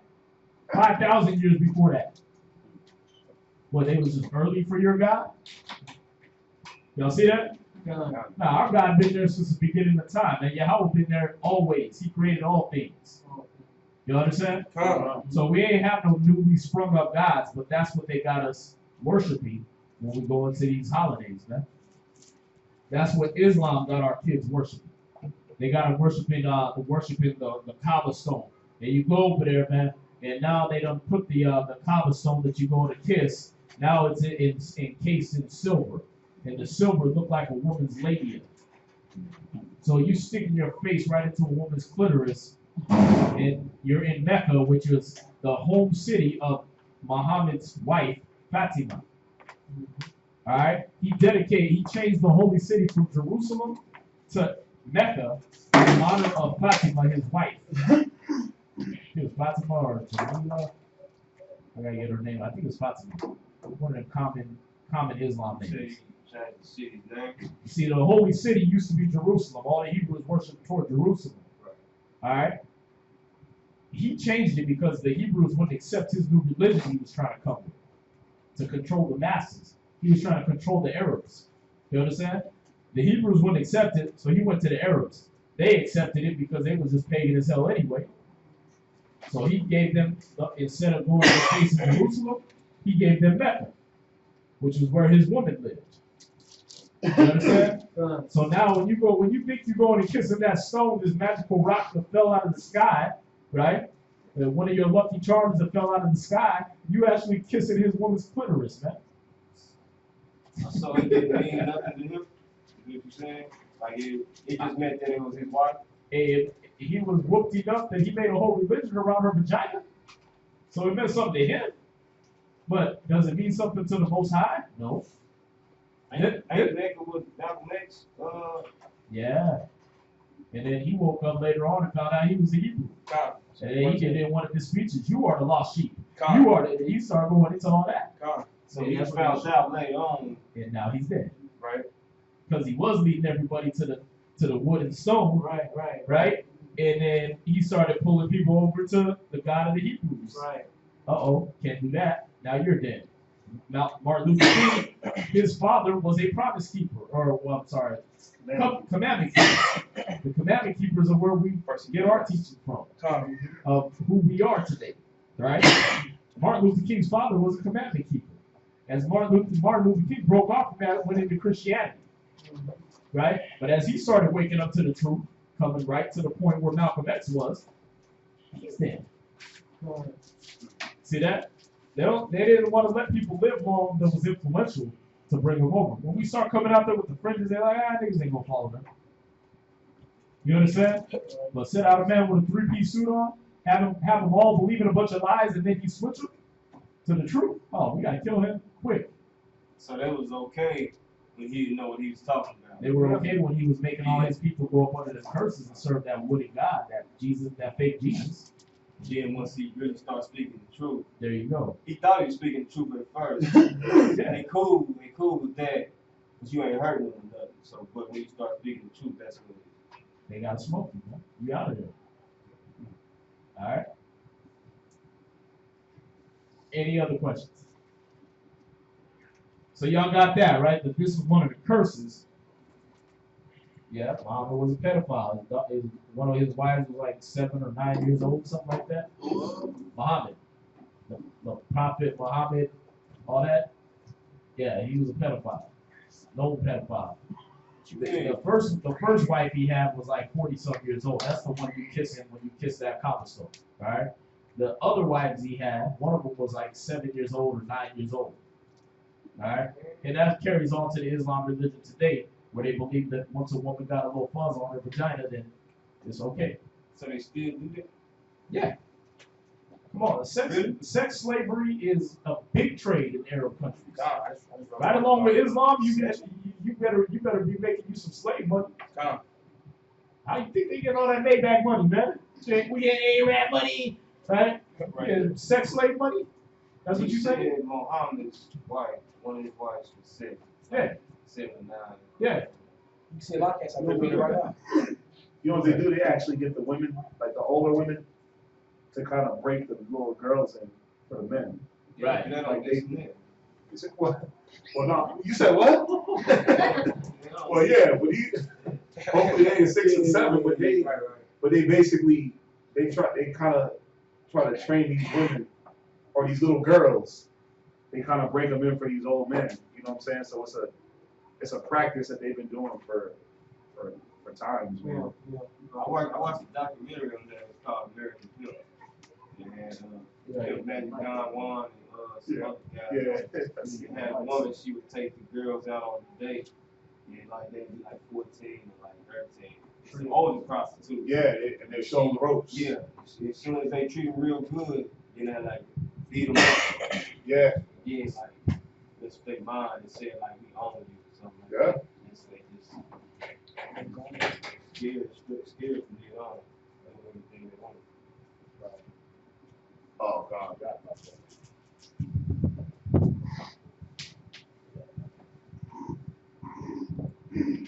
Yeah, but y'all got questions or anything like that, we're gonna have it on the mic so they can hear you online too. Hopefully they can hear me through this.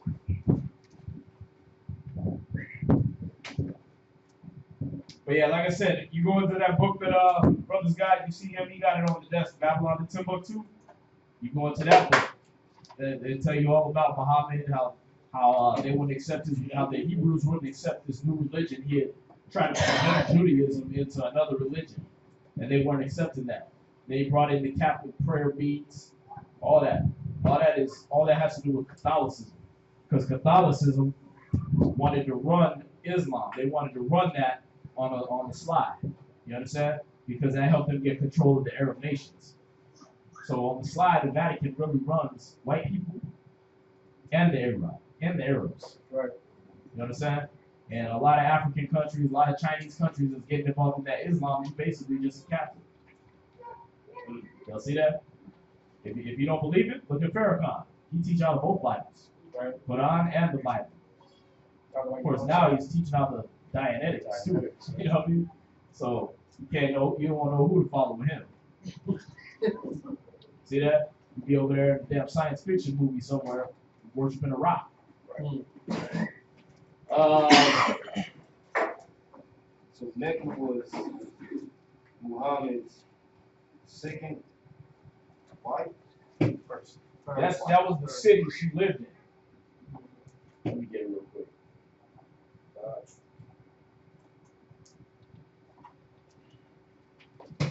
Yeah, this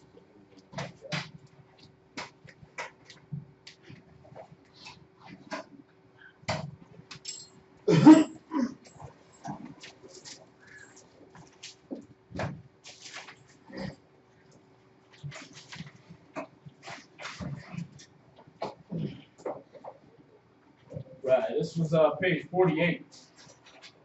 The Prophet Muhammad adopted many principles and laws from the Jewish religion. First of all, the basic idea of monotheism, which is the belief in one God. The Jewish confession of the unity of God is Shema Yasharallah, Yahweh Eloheinu wa Yahweh Echad, which is Hear, O Israel, the Lord our God is one Lord. The Mohammedan slogan is as follows: La ilaha illa Allah, Muhammad Rasul Allah. There is no God but Allah, and Muhammad is the prophet of Allah. The reason he had to establish that because they had over 360 gods. You understand? They had one God for every day of the year.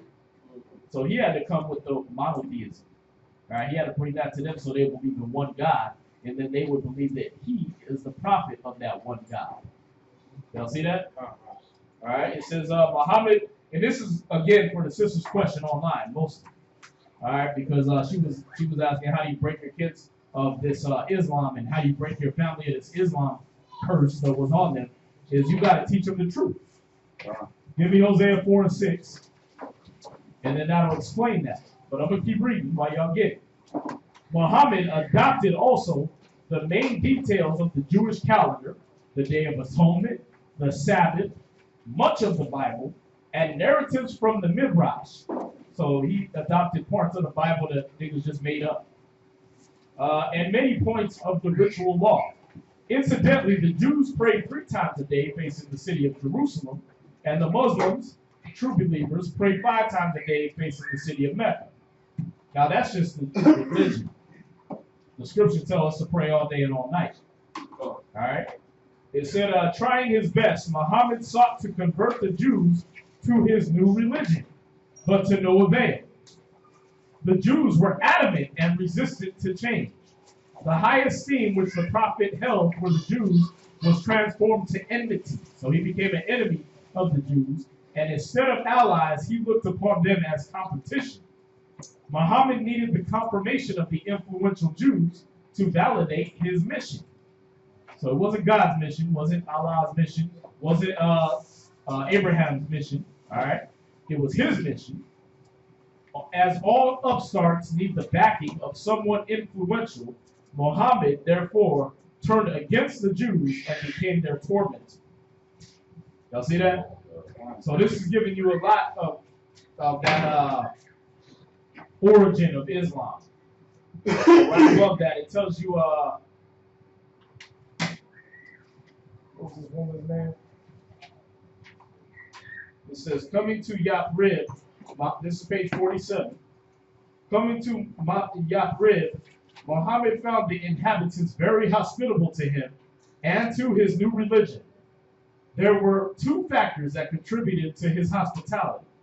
There were many influential Jews in Yathrib who were allies with the other Arabs.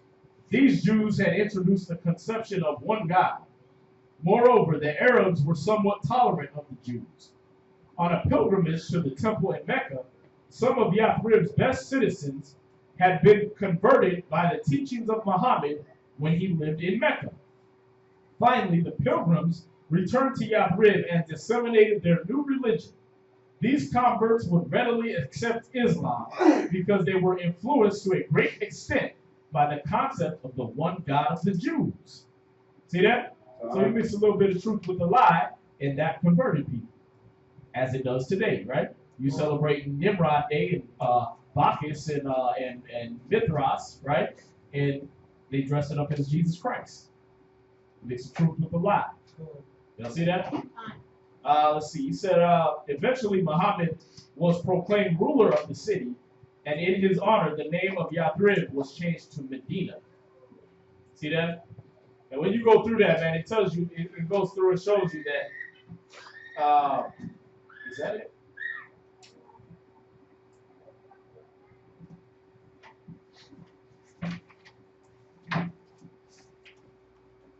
Nah, that's not it.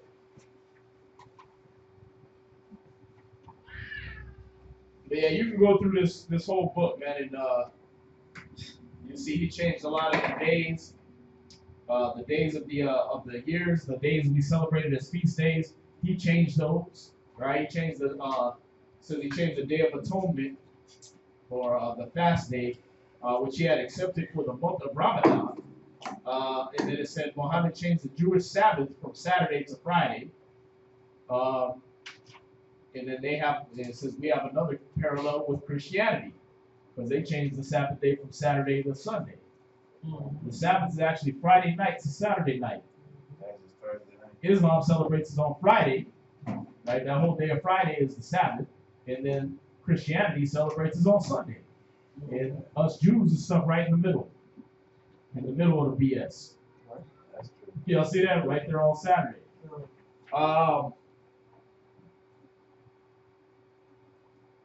Saturday is the right day, though, right? Yeah. Friday night sundown to Saturday night sundown is the true Sabbath. All right, it's the 7th day of the week.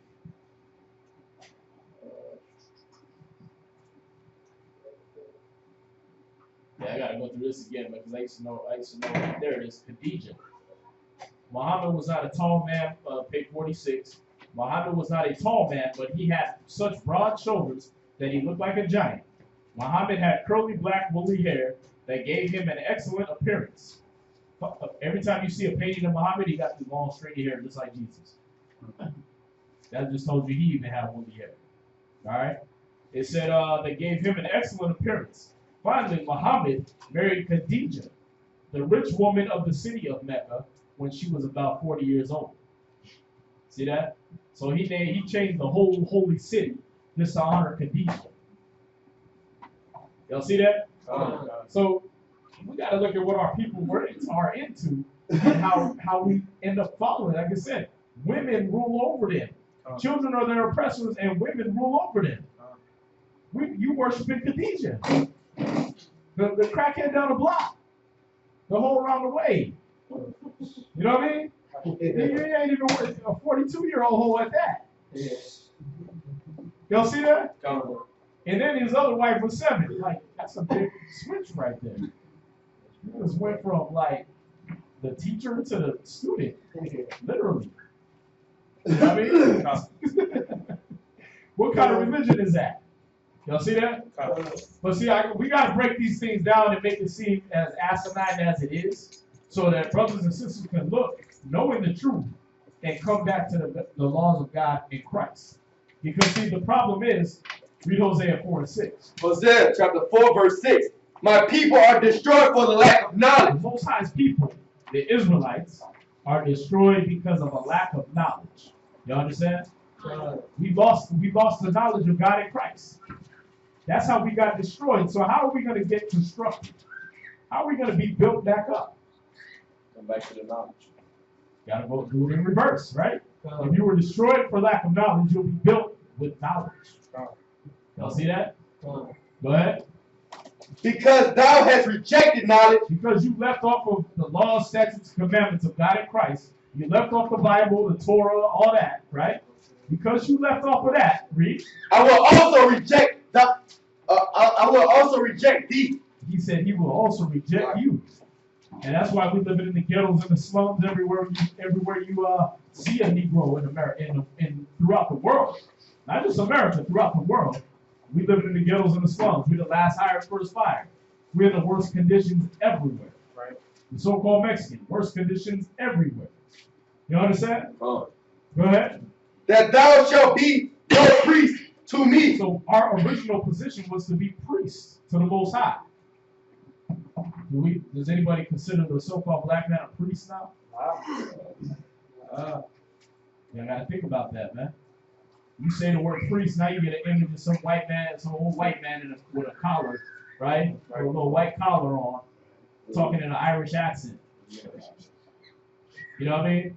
That's what you get as the image of a priest, finger banging a little boy in the confessional. You know what I mean? Because that's what they done turned it into. The priest of the Most High was killers, man. We weren't touching little boys and being faggots. Samuel split a king in half, cut him in pieces. But now the priests are reduced to a little white man touching little boys. Y'all see that? That's a curse, man. But the Most High rejected us from the priesthood for a while, for a time. All right? Go ahead. Seeing thou hast forgotten the law of thy God, I will also forget thy children. See that? That's why he forgets our children, man. That's why little Tamir Rice gets shot in the park playing with a damn toy gun. You understand? Right. That's why Trayvon Martin getting killed over with a bag of Skittles and Arizona iced tea in his hand. Y'all see that? That's our people. He done rejected our children, man. Because we don't lead our kids back into the laws of the Most High Christ. We don't lead them into the wisdom that he set down for Israel. Y'all see that? And there's only one nation this happened to. What's going on? Hosea chapter 4, verse 6. Yeah, it's only one nation this happened to, man. It's only one nation of people. This curse was on the Israelites. But all throughout the world, you can go anywhere in the world and you don't see no other people worshiping a God that isn't their nationality. You see that? If you a Buddhist and you in China, guess what? Buddha look like this. You know what I mean? Buddha eat the same egg rolls you eat. You understand? If you go to India, Buddha, he got a little dot right in the middle of his head, sitting cross-legged in his downward dog, yoga stance, whatever, lotus position, right? Just like an Indian. You see that? Wherever you go, their God looks like them. But when you come to America, the black man is bowing down to who? Slave master Jesus. With the kung fu whip grip. Damn. Are you serious? You bow down to Buddy Christ? We're the only nation that does that. That's why the other nations don't respect us, man. But that's a curse on our people. We bow down to wood and stone. Christ. Yeah. Sure, at least the white man ain't Satanist, man. Satan is real. We bow down to damn Santa Claus. Easter bunnies. Y'all see that? Yeah, at least they into something real, man. We over here bowing down to 4th of July. A holiday based on some stuff that never happened. The independence of America. When's the last time you felt independent? So what are you celebrating on 4th of July? Ain't that supposed to be Independence Day? No, it's independent because that's the day we let you off work. Come on, man.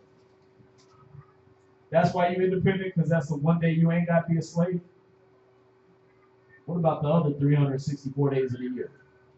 Y'all see that? Then if you don't go, you still get fired. You don't go to work on those days. Oh yeah, yeah. Like they said, Black History. Yeah, you gotta change the date. You gotta build up enough mustard not to go. You're so scared of the white man. It's your holiday, but you still trying to decide if you're gonna go in.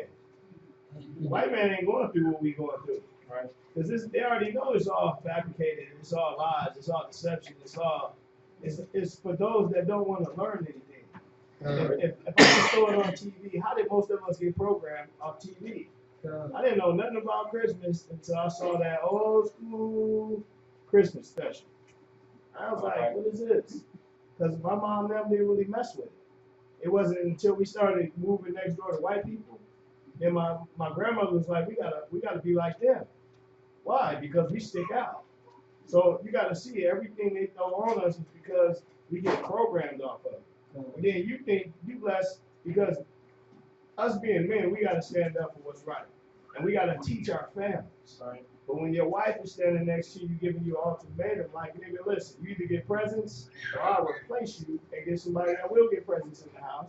It makes it harder and harder for us to follow the laws of the Most High because we worship the creature more than the creator. So you gotta see that. Every time you step into a zone, if you don't got no backbone in yourself, Satan automatically gonna win because white man, he got promotions. He promote everything. All you got is conversation in the books. Right? He got commercials. He got clothing, songs. He got songs. Yeah, he got a dance. Right?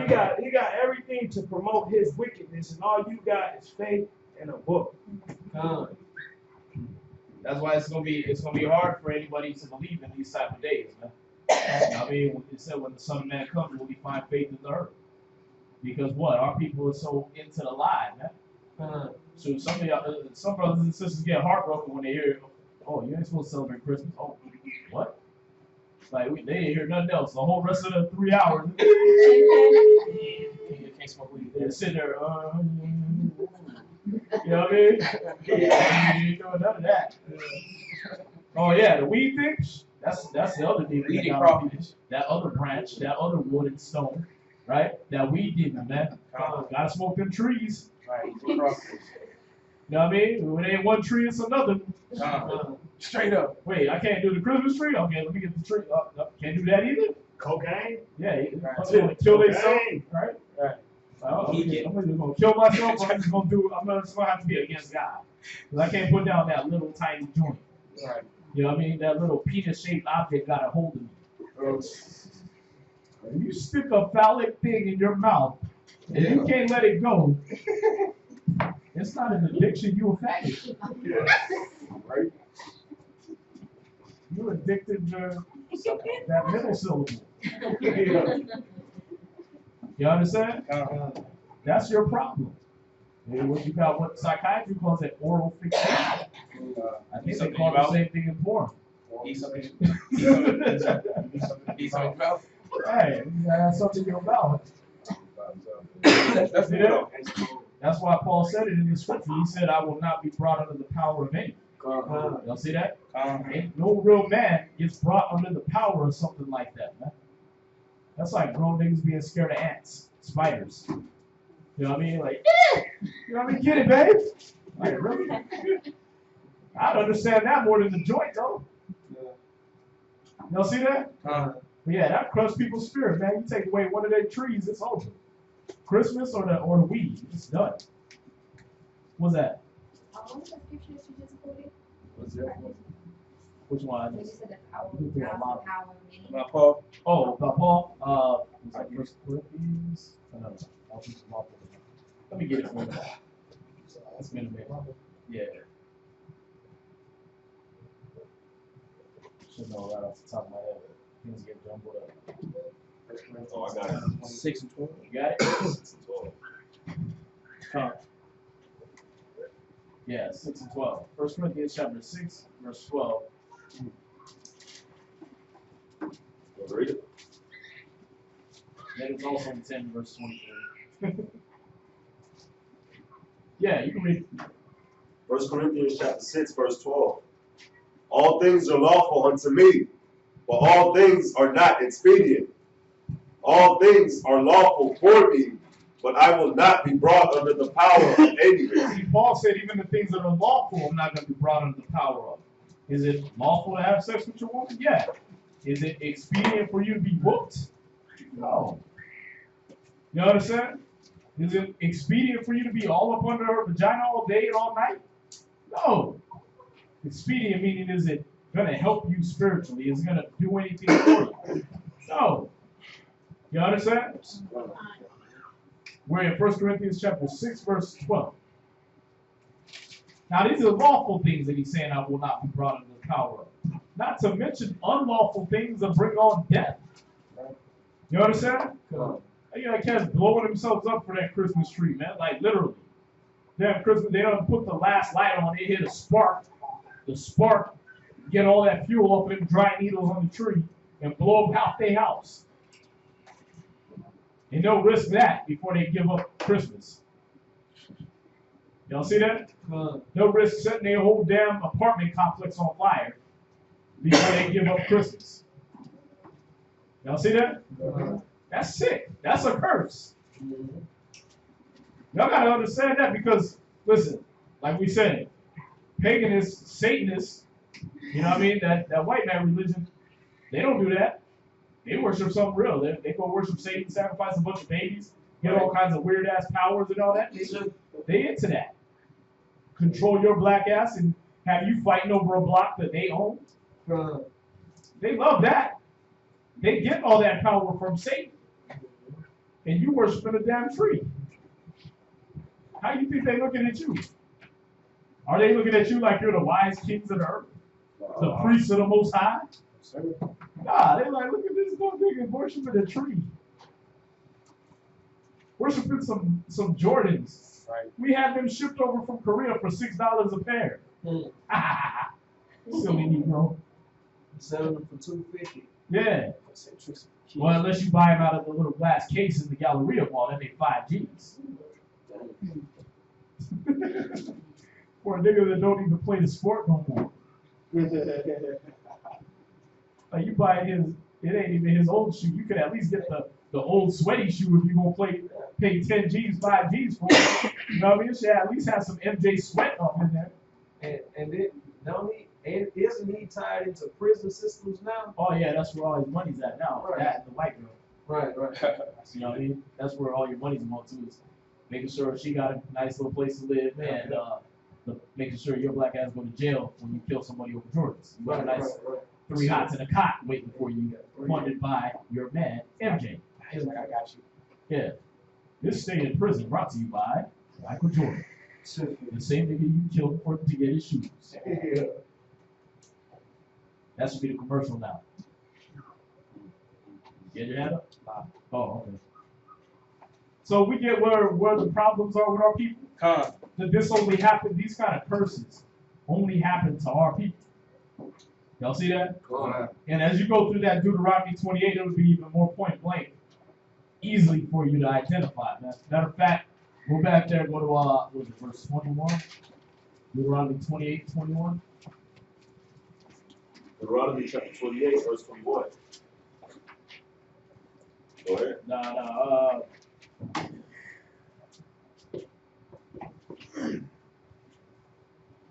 23. Deuteronomy chapter 28, verse 23. And thy heaven that is over thy head shall be brass. What is brass? Who can give me the characteristics of brass?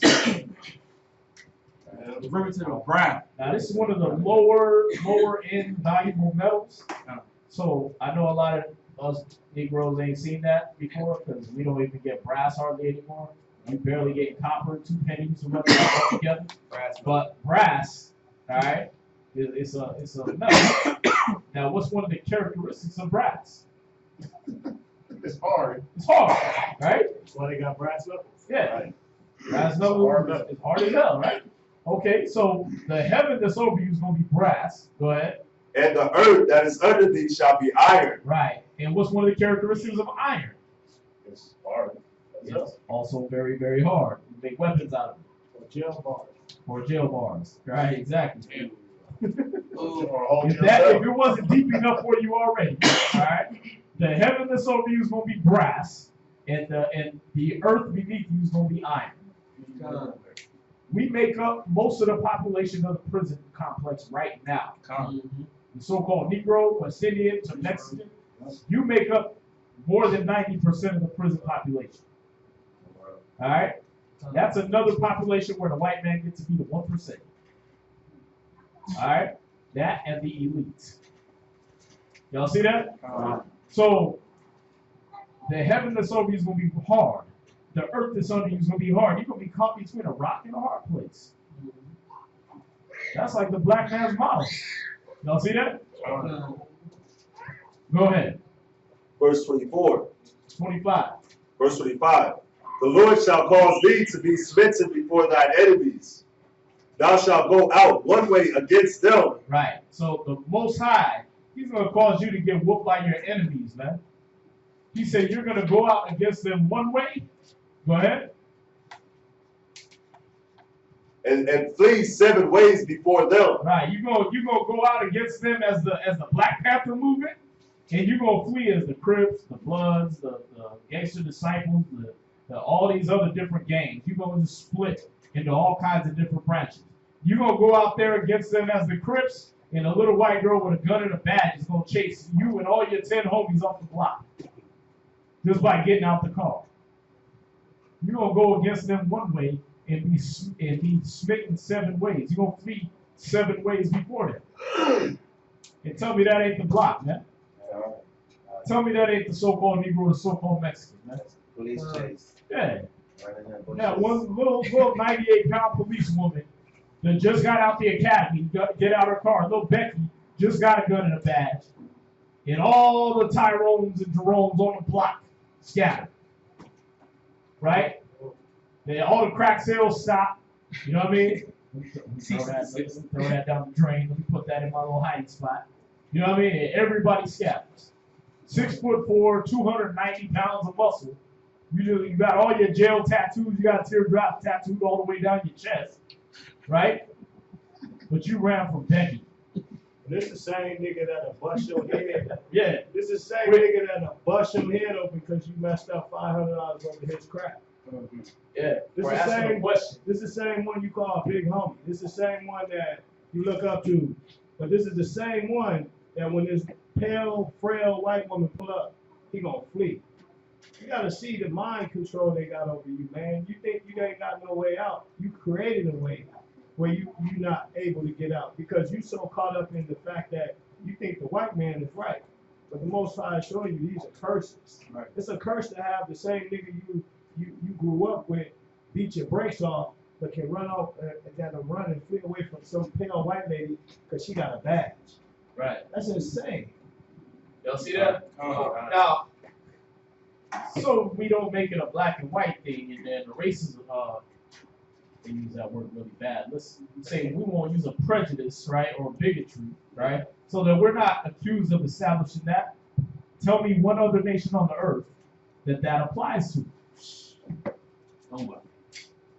White man will be selling crack in front of the cops. You can't talk to me like that. Right. You got crack in your hand. He'll make a movie about how he got away with it and call himself the cocaine cowboy. Blow, right? You got all that. They don't care, man. The Chinese, man, they form a triad on them. You know what I mean? Oh, you gonna arrest me? You know I'm part of the triad, right? Okay, never mind. Go about your business. They don't want to mess with that. Y'all see that? But yeah, you a so-called Negro, West Indian, Haitian, Mexican, they shut your ass down, man. They trying to shut down Mexico right now just because they in the middle of the drug trade. Just because they got tunnels that come to America to funnel the drugs from South America, where white people have ran that for hundreds of years. They funneling their own drugs to themselves, but you got Mexicans in between. Oh, guess what we got to do? And like Donald Trump. He'll get rid of all the Mexicans. Him and the Great Wall of Trumpdom. You know what I mean? That's what we're stuck in right now. Y'all see that? Because these are the curses on our people for disobeying. Now, like I said, if there's another nation on the earth that fits all these curses, I said all of them. Let me know. Right? Y'all see that? If Ken and Barbie, if they fall under these curses, I'll preach that. But as we go through the curses, you're gonna see, damn. As a black man, you're living every one of them. You were raised up under every one of these. You understand? Where you at? Deuteronomy chapter 28, verse 25. I was at there 25. Read that. Start over? No, keep going. Deuteronomy chapter 28, verse 25, last precept. And shall be removed into all the kingdoms of the earth. Right, so you're going to go before him one way as a nation of Israel. You're going to flee before him 7 ways as the nation of Islam, the Catholics, the Seventh-day Adventists, the whatever, and the slaves. See that? And then they're going to remove you as slaves into all the nations of the earth. And you're going to be a nigga or what's it in Japan? How you say nigga in Japanese again? I don't know. Yeah. Like they didn't say that to my face. Not yet. Right? Yeah, I forgot what it was, man. But you're gonna be that wherever you go. You're gonna be that word wherever you go. In any part of the earth. He said he's gonna scatter you everywhere. You're gonna flee before them and end up in every nation on the earth, man. Go from there to 27. Deuteronomy chapter 28, verse 27. It's Dachi. Dachi.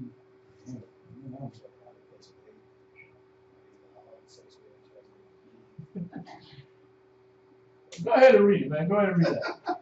Deuteronomy chapter 28, verse 27. The Lord will smite thee with the botch of Egypt. Right, he's going to smite you with the botch of Egypt. He's going to hit you with the plagues he hit Egypt with. You understand? That sickness and that death that he hit Egypt with. Go ahead. And with the hemorrhoids. Right, so you got the botch of Egypt, right? You got a lot of them diseases they were getting in Egypt, like diabetes. One of the big killers for black and Hispanic men.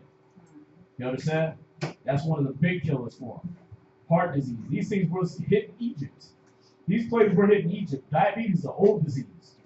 Even the Egyptians were trying to treat that. They were drinking camel pee and all that. You understand? He said, I'm going to hit you with the botch of Egypt.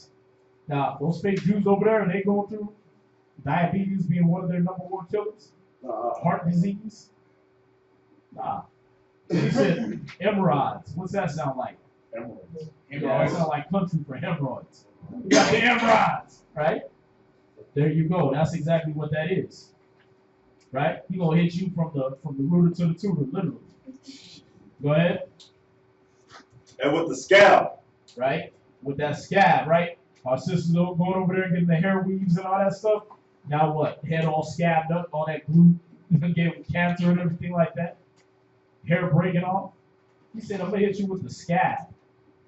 Go ahead. And with the itch. And with the itch. Gonorrhea, syphilis, crabs. I'm gonna hit you with all the STDs. All that itching diseases. Go ahead. Whereof thou canst not be healed. Right, where you can't be healed. That hurt, that don't go away. You understand? You laughing, but are people dying from this stuff, man? So you gotta watch that. And if you look at it a couple years back, black people that had herpes. I never seen herpes. I grew up in the projects in the worst conditions, and I never seen herpes. You know where herpes came? When a nigga decided to go to college and start messing with the white women. Then he came back, and because he was a failure in college, because once he got there, he saw that he was still a nigga in college. And he didn't, he got his diploma, but when he came back, he didn't have the same opportunities as the white boy. So then he decided to mingle amongst sisters. Now they got spread out. It's the same thing as homosexuality.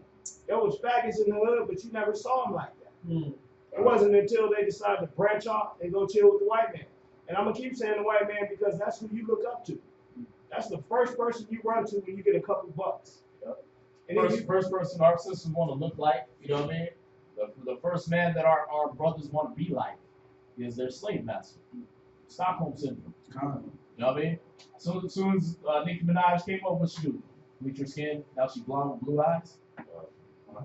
Do they even know you in Brooklyn? they do that in Jamaica now. That's the thing. Right. Want to throw wigs on, want to burn their hair until it's straight and everything like that. That's a curse only on our people. Right. And the Most High said behind that, you're going to end up with the scab, man. You're going to end up with all these problems. Where you at? Oh, that was the end of 27. Read on. Verse 28. The Lord shall smite thee with madness and blindness and astonishment of heart. Where the hell did Molly come from?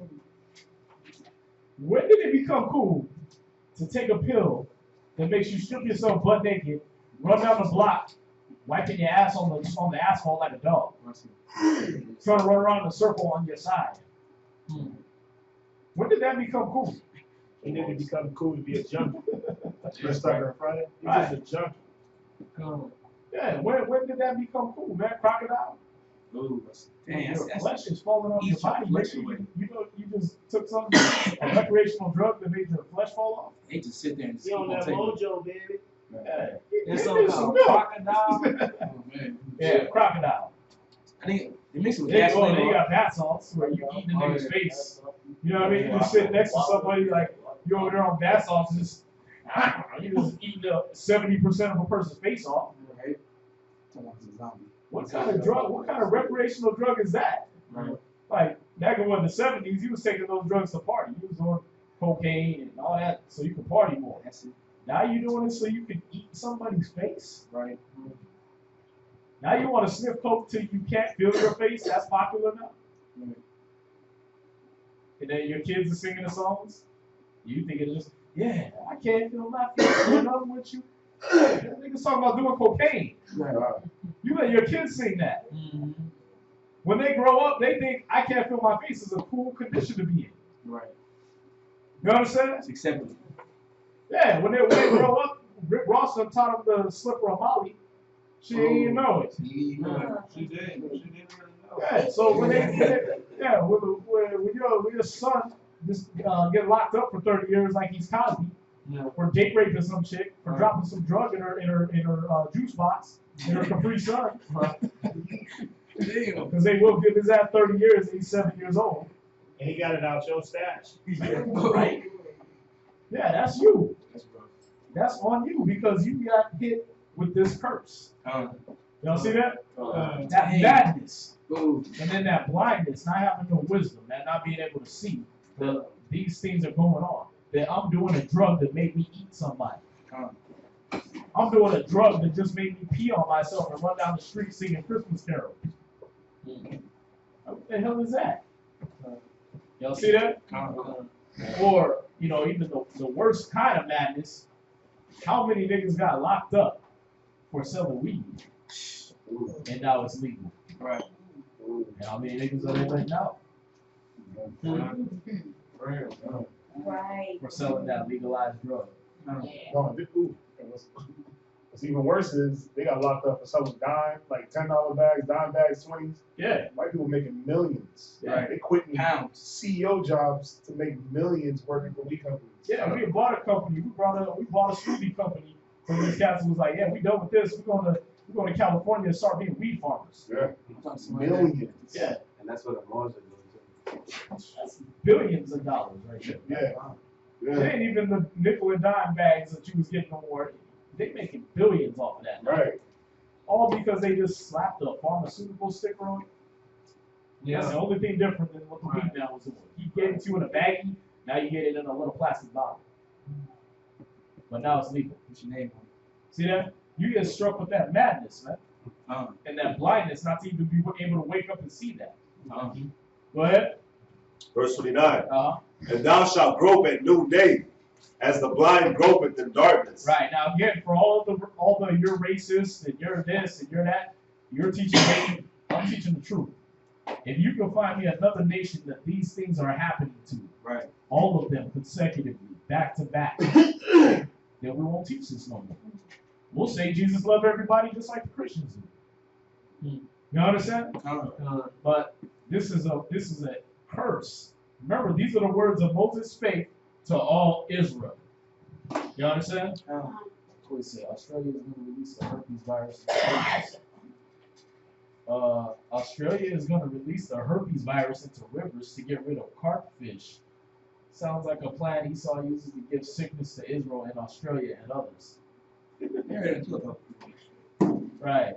That wasn't the plan when they was doing the Tuskegee experiment. So, right. It was just injected into black people. That was straight syphilis? Yeah. Ooh, they was doing it in prison systems as well. Yeah. That's where they were experimenting to see how many people it would kill that weren't white. See that? The Tuskegee experiments. You can get a book called Medical Apartheid.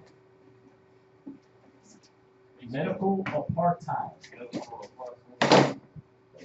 I forgot how to spell apartheid a long time ago. I think it's APPARTHEID. Might be one P, maybe two. That's a book. Yeah, very thick book. It's called apartheid? Medical Apartheid. Yeah. Or you could just look up the Tuskegee experiments. Tuskegee, okay. I heard about that. I never really studied. Yeah. You look up Hillary Clinton doing the apology because in Guatemala during the 80s and the early 90s, they was going down there injecting sisters with gonorrhea, strapping them to tables and trying to see how fast the disease would ravage their body untreated. So they was letting the chick be strapped to a gurney after they injected her with gonorrhea right in her veins, and watching her bleed out of her eyes until all her orifices and some orifices that weren't orifices started bleeding out. That's what they were doing. That's what they're doing to this day. Y'all see that? As I'm saying, when you actually look it up, it actually shows you pictures of us and the experiments that they were doing on them. Like he said, it was spelled it's spelled APARTHEID. Right, so 1P. Yes, sir. But it's all about us. It's showing you, like he said earlier, a good movie to watch too is Goodbye Uncle Tom. Oh, man. Because you get to see, a lot of us, we're in a classroom setting, so you don't get a chance. We may not have a vivid imagination. So the white man got one because he did it to you. Right. So when he put it in a movie, you look at it like, oh, I can't look at that. Right. You better. How did they come up with this? They're geniuses. You better look at it because this is what your daughter and your son is getting ready to be into. That's what your great grandparents was going through. Yeah. And history repeats itself because stupidity is an inheritance. Yeah. History repeats itself because stupidity repeats itself. Yep. You end up being blind and stupid, and you don't want to see what's going on around you. And it's the same damn thing they did to your ancestors. They run the same game on you. See that? Okay, yeah, I'm popping mollies. Well, guess what? Back in the day, they was hitting y'all with the laudanum. They was hitting you with that, and they'd make you sniff it, and your brain would damn rot out of your head. You understand? That's experiments they was doing on y'all. They was injecting you with syphilis, which will make you lose your damn mind untreated. Yeah. You understand? They're doing nothing new, nothing old to you. All they're doing is mutating and calling it something else. Oh yeah, H1N1. What's that? New herpes? Like you just put another name on herpes, and then that faded out, right? As soon as Barack Obama got done bombing whoever, then you didn't hear about H1N1 no more. Oh, here come Ebola. Right. Right? Fresh out of Africa, Ebola. Not one African got Ebola. But the Dallas man got it. You know what I mean? Brother from Dallas. Yeah, ain't nobody in Africa. Ebola, that ain't even an African word. What are you talking? That's like burrito in Mexico. Those ain't words we came up with. That's white people stuff that you made over here and brought over here. Y'all see that? So we gotta understand, we gotta not be blind to the things that are going on around us, because that puts us under the curses, man. Not knowing. Where you at? Somebody had their hand up? Any questions? Because I know we go fast in here. Do you need me to reiterate anything? I wanted to know what the astonishment of the heart meant again. Oh, astonishment of heart? That's where you tripping. You like, I can't believe this is happening. Okay. You understand? Like just everything that's going on. Yeah, show a kid a slave movie. They'll be like, that happened to people? Yeah. They don't teach you that in school no more, but yes. He was literally getting whipped until their white meat showed. Not quick. What's that?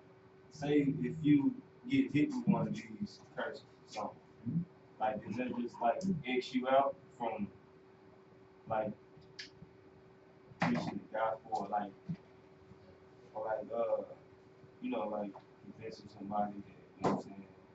Nah, and this is a scripture you really got to have written down somewhere, anywhere in your notes. Acts chapter 17, verse 30.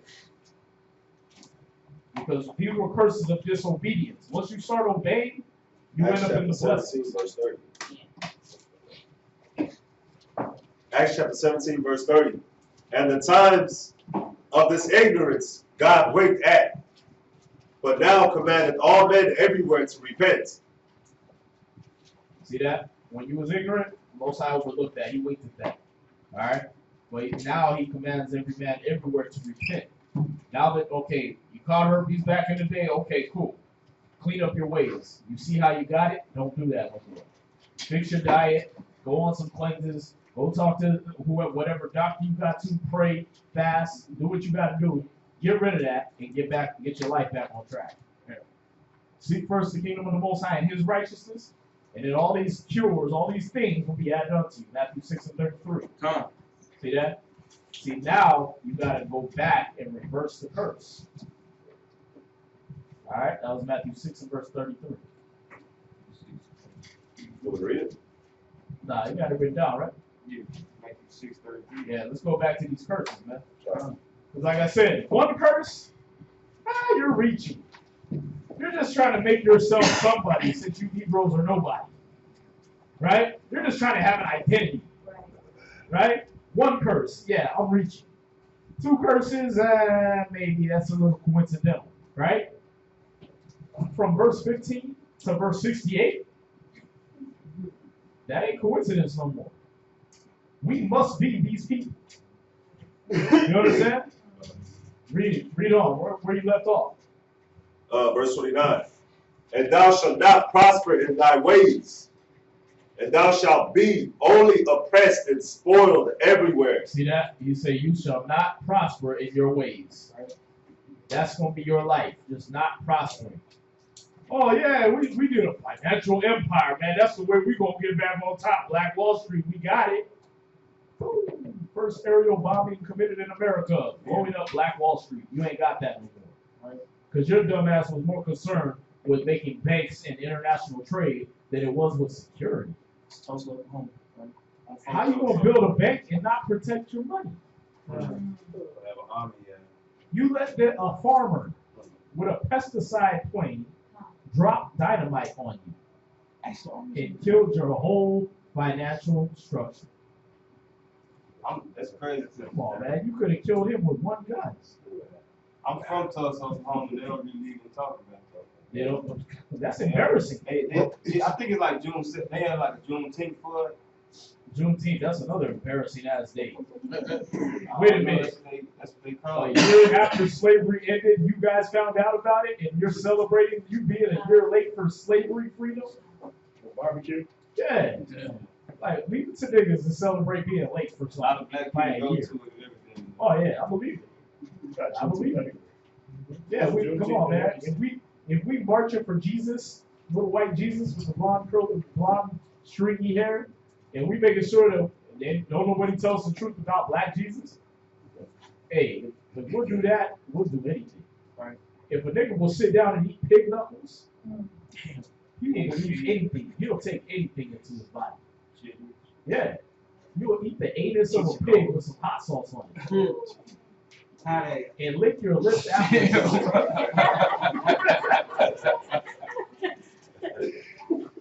You see this? Charge you $13 a plate. Right. Come on, man. Look at the things we make delicacies, man. You're gonna be ashamed of yourself. Even oxtails, man. Right. Even oxtails, they taste so good, man. But guess what? Where does that ox poop out of? Where is that tail located? What does he use that tail for? They slap the doodoo. The extra doodoo that gets stuck to their booty, they wipe it off like a windshield wiper with the tail. Yeah. And you dip that in some hot sauce and broth and just Good. and you go hot sauce with greens. Do you know what greens are? Weeds. They're weeds. Greens. They're the stuff you don't pick when you grabbed all the lettuce and the carrots out. That's what they get. Greens are weeds. Everything he named. So, bro, anyway. Yeah, they give you the stuff they greens like that. Yeah, the pig, they wasn't eating pig. But I like green. Huh? We season it Because it was taught to you to make it a delicacy. Season It's it not up. lawful. Right. I mean, it is lawful. It's not unlawful. All right, to eat greens, right? But look at the things we got reduced to make it a delicacy. Right. You know what I mean? We went from eating lamb and look at the whole Mediterranean diet, man. You took grape leaves off a grape vine, right? Wrap that up around some what do they call that stuff in the Greek? Tabbouleh or whatever they put in there, right? You took these type of things. That Mediterranean diet, the Greeks didn't invent that. Yeah. You understand? That was our diet. We used to eat those things. Those big giant grapes like that with the seeds in them. Yeah. We used to eat like that. The big olives, we used to eat like that. That's how we got fat, man. You understand? And now what? Now we're looking for weeds? That would mean Get them weeds up the ground out the backyard and boil them up.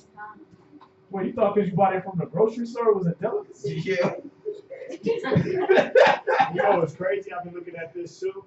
If you look at the so-called black man's diet, everything we eat is imported into us. Mm-hmm. We didn't eat rice. That wasn't our thing. Right. You know what I'm saying? Tomatoes, watermelon, all these things that they ship to you to feed you, to keep you malnutrition. So that's why people are dying from so much stuff. Because instead of you seeing that, oh, what did we eat? If you look at the area we came from, if you look at the things we ate naturally that built our skin and built our hair and built our immune system, and then you look at what the white man lets you eat, because he popped a Walmart on every corner and he's stocking with what he wants you to eat. That's why you get, as soon as you go down the aisle, you got Red Dot 40. You got glucose corn syrup. You got GMOs. Then you go to the cereal, you got this pesticide that's sprayed on the cereal that every other country doesn't outlaw. But you'll eat it and feed it to your kids because it preserves the shelf life. It's a little pesticide on the cereals? Yeah. I think it's like it's TBP, something like that. Look up sodium triphosphate. All right, if you drink it out of little plastic bottles, you can look up BPA. They call it bisphenol A. All right, it's something give you cancer. Right. What is that? BPA and what else? BPA, sodium triphosphate. All plastic. The sodium triphosphate in your Cheerios, man. You know, That's the ST. That's the ST what? Honey nut, all this. All Your Cheerios. Yeah, your chocolate Cheerios. Yeah, niggas. It's BPA and what else? BPA. That's what's on your plastic bottles. Like you got your bottles that they leave out in the sun outside. That BPA, once it reacts with heat, it melts off into your water. And you drink that, you get cancer. You see BPA free. It's not about BPA free. So. Right. I don't know how true that is. One of the #1 killers of black men around your 30s, late 30s, early 40s is prostate cancer. Because you done drank all that your whole life. Your red number 40s, you know, they used to be made out of crushed unlawful bugs. No, greens are not lawful. As soon as I said that, no, greens are not unlawful, but like I said, look how far we done came down. Right. Like it said in Revelation 2 verse 5, man, you gotta look for where you are falling. And do the old works. You know what I mean? Do their first works. Because we don't fell off hard, man. We're eating weeds instead of pomegranates. They don't be having them. Yeah, they got them. You know what I mean? They got pomegranates, but how much do they cost? 3 to 10. Yeah, you know what I mean? Like you can get like 80 Happy Meals for a pomegranate. You know what I mean? Like who wants to eat a pomegranate that costs you $4? When you can go to the dollar menu and get 5 cheeseburgers. We'll get you that 5 for 4. You know what I mean? Yeah, like who wants to do that? When you could go to the other aisle and get the little Debbie's 20 in a pack for 89 cents. Right. Ooh. Packed with pig lard. Yeah. You said what? Pig lard. The cream filling. Where's the cream fillings, right? Where's the fat on the pig? This is a joke. Walked into your damn. What's that? Yeah, oatmeal pie. Yeah. Look at your ingredients. Look what they're feeding you. Even watermelon, man. Why were we weaned up on watermelon? Why is that like the black man stereotype? Because the rind of the watermelon, they use that to make Viagra. That kept you breeding. You ate that watermelon, it kept your little nigger ass breeding. So you kept pumping out babies for them. You understand? That was one of the only foods they would still give you that was actually a food, watermelon. And that was just because it kept you breathing. Like it says in the scriptures, the tender mercies of the wicked are cruel. Yeah. So even like the so-called gift that they give you, that's even when they do good, they give you. You understand? Yeah, even when you think, oh, I'm eating all the good vegetables, man. I'm going to Whole Foods now. Organic don't mean that it is from the earth. Organic means that they didn't spray pesticides on it. So if they genetically modified your stuff in the lab and put organic on it, that means it still came out of a test tube. It still has no natural nutrients to it. You understand? But they didn't spray it with pesticides. Yeah. Okay. Thanks, I guess. Y'all see that? Like I said, look at the things we eat. Look at the things that, you know, they put out soul food. And, Big Mama's over there slopping down the pig's whole body. You know what I mean? All of it. Just let me get the knuckle. Let me get the ears. Let me get the snout, the tail, the anus. Let me get the inwards. You know what I mean? I'm gonna pickle it. so I can eat it again later. Right. You know what I mean? Oh, Or chicken, right? You thought, okay, let me eat the chicken, but let me get the gizzards too. That was a big thing. KFC was slopping down gizzards like it was nothing, man. I thought it was not. Yeah. What you said? What gizzards? Good as hell, too, man. Leg bones? Yeah, that's the inward parts, man. That's the organ of the chicken, man. It's actually like its third stomach. Yeah, all Something dried they up. use to grind up the organ. Yeah. That's the part my grandma takes out of the turkey, the gizzards, right? You was eating that in a box, deep fried. Wow. Loving it. The secret sauce. Yeah. Secret ingredients. Secret sauce. Right. Right? Secret recipe. That's what it Colonel's is. secret recipe. Right. His secret sauce. Hand, Oh. that hand up? Yes. Move over a little bit up. Okay, so even though greens are lawful, we should probably not eat them. No, listen, like I said, I only use that as an example of what we've been reduced to.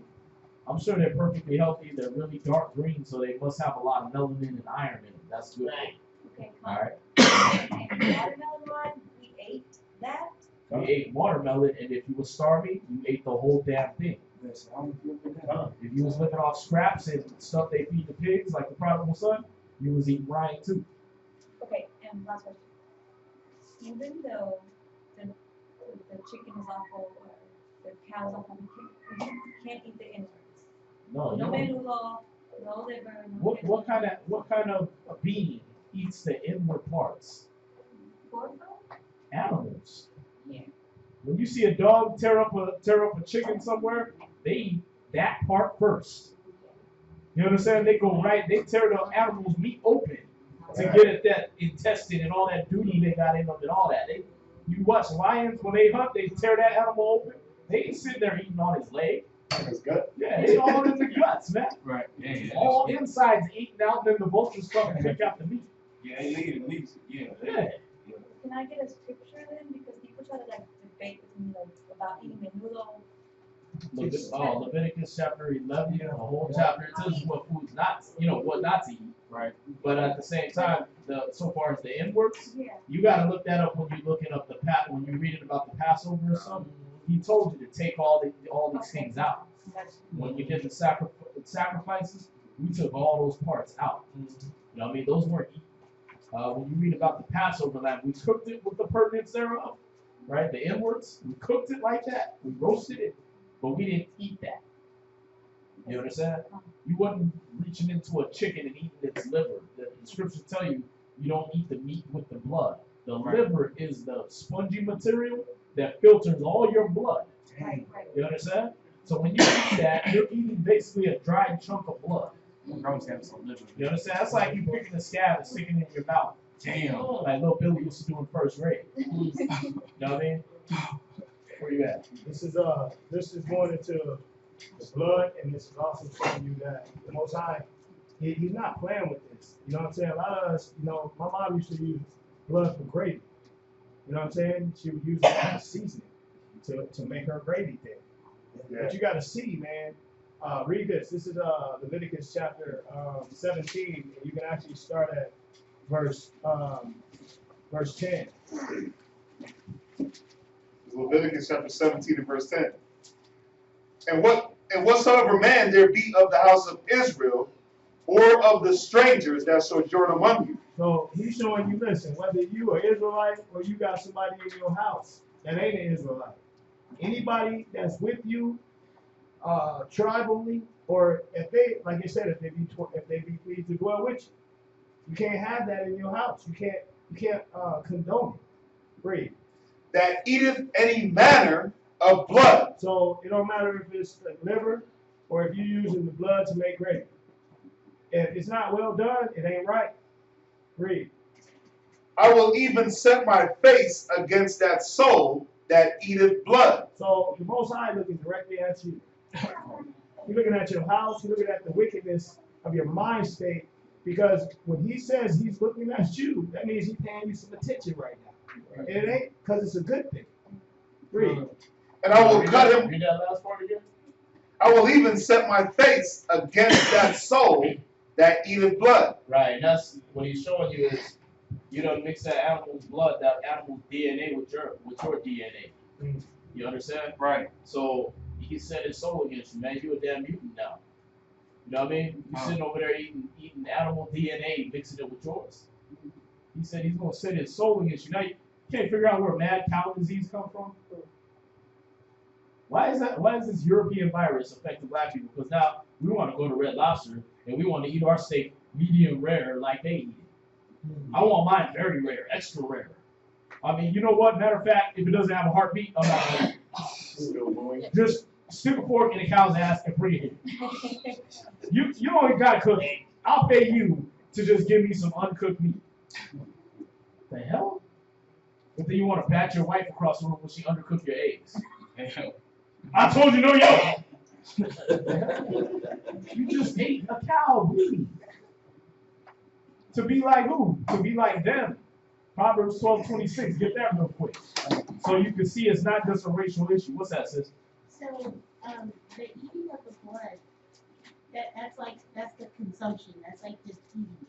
Yeah. But isn't it also wrong to like take blood transfusions and stuff also? Wouldn't that be the same thing? Like you're not eating it, but you're mixing someone else's blood in your body. If you're righteous, the Most High more than likely ain't even gonna put you in that situation where you need that. Because what type of people need a blood transfusion? Sick. You know what I mean? You end up with the botches of Egypt, or you done got shot like 5 times, talking about how you got shot 3 times before. You know what I mean? And I wish a nigga would shoot me again, and then he do.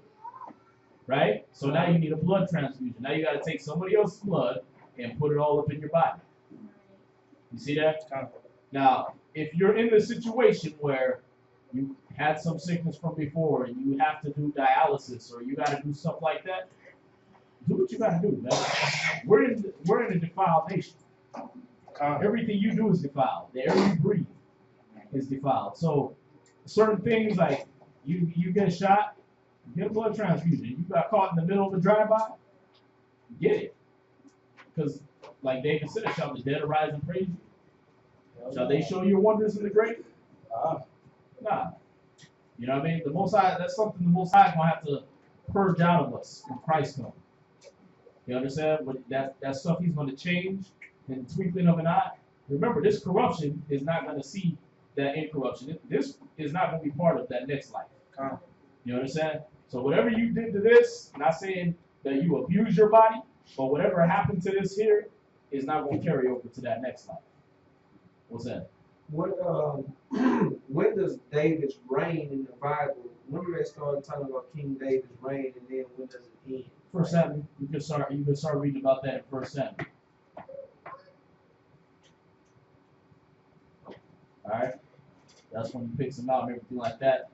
King David reigned about 1000 BC, maybe 990, something like that. 990 years before Christ came. All right. Where we at? This is Proverbs chapter 12 and verse 26. Go ahead. The righteous is more excellent than his neighbor. See, the righteous Israelites. Somebody help me. The righteous, the Israelites, God's chosen people, we were more excellent than our neighbors. You understand? We had a whole different mannerism, a whole different way of thinking than our neighbors. We weren't sitting around trying to have sex with bulls and cats and dogs, shoving gerbils up our butt and let them chase the carrot that we jammed up there the week before. We weren't doing all that. You understand? But what happened? But the way the wicked seduced them. See that? So we were more excellent. We followed the laws of God. But the way of the wicked seduced us, right? They put out the got beef commercials and the got milk commercials, right? And you was looking all at that creamy white substance in the glass. It looked so cool and refreshing, right? Little Becky got her little milk mustache. Looked like she just dusted off everybody in the porno, and I want to be like that. Right. You know what I mean? And you didn't know that they was milking that cow until the blood and pus was coming out of his udders, or her udders, and getting all in your milk, and they weren't filtering that out. But they didn't burn it enough to not get you any vitamins or protein from it. They didn't separate the whey out of it, so you didn't get the protein out of that. And then what they do? Open up GNC and sold you the whey protein at $50 for a big old box. You know what I mean? When you could have just had it in the milk, straight. Then what they do? Oh, the raw cats try to open it up in California to sell you raw milk, and they shut them down. The cops came in and shut them down. Because you ain't getting the protein. You ain't getting the healthy. You don't get that blood in that pus. You understand? You got to defile your body. The scripture said don't eat blood, don't drink blood. Man, we got a whole beef campaign where we ain't going to show you nothing but beef is what's for dinner. Undercooked beef is what's for dinner. The Bible say don't eat pork. Pork is the other white meat. It's what's for dinner. You know what I mean? It's replacing beef. Y'all see that? Now you got to go study your stuff that you put in your mouth and see, oh, God said don't eat that. Why? Oh, because you get a trichinosis worm from pork and it digs its way through your body. It lays eggs in every organ you have. And those little larvae, they eat themselves through your organs to grow and live. And then next thing you know, they chopping your brain open and you got worms just popping all out like a jack in the box. Y'all see that? You got to know these things. This is how they've been killing. These are all the curses that we got sucked into by what? The wicked. By our own wicked selves. You understand? Go back. Deuteronomy 28. Deuteronomy 28. And I'm going to hit this major one before we leave because this is the one you know. After you've already seen these other ones that we suffer from, right? Now you got to see this and ask yourself, who else, what other nation did this happen to on the entire planet? All right? You can go through history books. We have many of them. You can go to the library, dig through history books. And if you see that any other nation went through this curse, beside the tribes that we show you on those charts, if you see any other nation went through that, man, we'll stop teaching the Bible. If all of these consecutive did not happen to no other people. What's that? Can I hit the sign real quick? Yeah, go ahead. One of them up here, right? The 12 tribes. Oh, that's not there. But read that. Use Deuteronomy chapter 28 and verse 68. So we already see that the so-called Negro, West Indian, Haitian, Dominican, they worshiping those gods, that wood and that stone, right? They're the ones caught with them, those scabs in Egypt and everything like that. When you keep going through the scripture, it tells you that the man that's tender and very delicate among you, he'll leave his wife and his children. See that? That's a curse that only the so-called Negro is going to go through. Them fake Israelites over there, you ain't going to hear about them leaving their kids. Right. You understand? You don't read about Adam Sandler leaving his kids. Steven Spielberg, George Lucas. You don't hear about none of these cats. Oh, I left my wife and kids just on the side of the road somewhere. Yeah. You know what I mean? You don't read about Brenda had a baby among the Israelis. You know what I mean? You don't read about that. But who do you read about that with? You read about that with the so-called black man, so-called Hispanic man. You understand? We glorify it, make millions of dollars singing about it. Because that's our people, man. But we under these curses. Now check this out. Read that. Deuteronomy chapter 28 and verse 68. And the Lord shall bring thee into Egypt again with ships. See that? Now when you read in the scriptures, or when you actually study Hebrew, you see that word Egypt is Matazarian. Matazarian, or Mitzrayim in the Yiddish. All right? That word means bondage, slavery, and captivity. Or house of bondage. What's that? Exodus. Huh? You get that in Exodus? Right. This is Exodus chapter 20 and verse 2.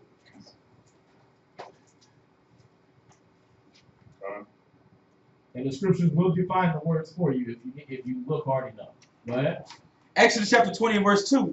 I am the Lord thy God, which hath brought thee out of the land of Egypt, out of the house of bondage. Right, so that's what he was trying to show you. Is that word Egypt, it means bondage, slavery, captivity.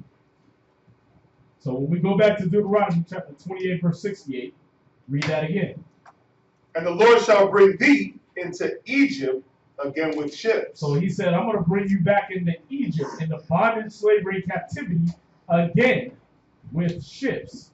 Now, when you look at Egypt on a map, in relation to the land of Canaan, or when we turn it into the land of Israel, you walk from Egypt into Israel, and vice versa. You walk from Israel into Egypt. You understand? So it's a walking trip. Jacob and his 70 souls, they walked into Egypt. But the Most High said, I'm going to send you back into Egypt again with ships. Now, as a nation, the Israelites didn't end up in Egypt again. We didn't end up in Egyptian captivity again. You understand? So the actual land of Egypt, we didn't go back to that. But he said, I'm going to bring you again into Egypt in ships. Well, what is he talking about then? He said, I'm going to lead you back into bondage, slavery, and captivity again, but with ships. We were in bondage, slavery, and captivity before. Now he's going to do it with ships. Now, find me another nation on the earth that went into bondage, slavery, and captivity in what you call cargo slave ships. Did the white man go through that? Chinese man? Chinese man sold himself into slavery. You understand? That's different. Right. Oh yeah, America got gold spewing out the mountains. Okay, I'll fall for that. Here's $500. Here's my whole family. Jam us in a boat. Let's go to America. They kick you out over there in America and hey, work for a living. Find some work. Make a railroad. Something. Sell some food. Y'all see that? They sold their own self like that. We got captured and clapped up and thrown in slavery. Right. In cargo slave ships. Y'all see that? God. Go ahead. By the way whereof I spake unto thee, thou shalt see it no more again. Right, see that? And what he's showing you is, I told you, you're not going to see Israel no more again. And when's the last time you heard a black leader talk about, we're going back to Egypt? Never. Marcus Garvey didn't do the back to Egypt movement. He wanted to go back to Africa. Right. I'm sorry, he didn't do the back to Israel movement. He wanted to take us back to Africa. God. Y'all see that? All these leaders, we gotta go to Africa. We gotta go here. We gotta go back to the motherland. Y'all see that? Africa ain't the motherland, man. Give me Galatians 4:26. Galatians chapter 4 and verse 26. There you go.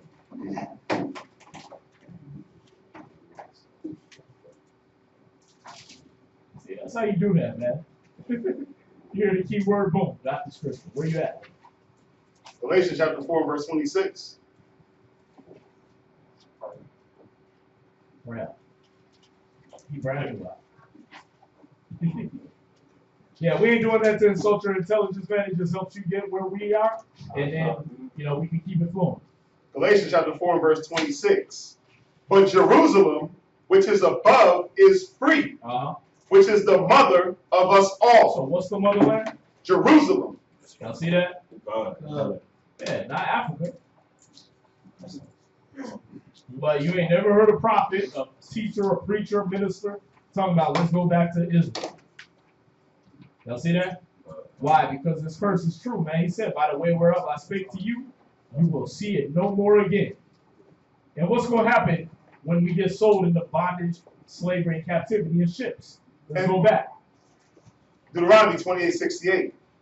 And there. Get it back to him. You with us? No.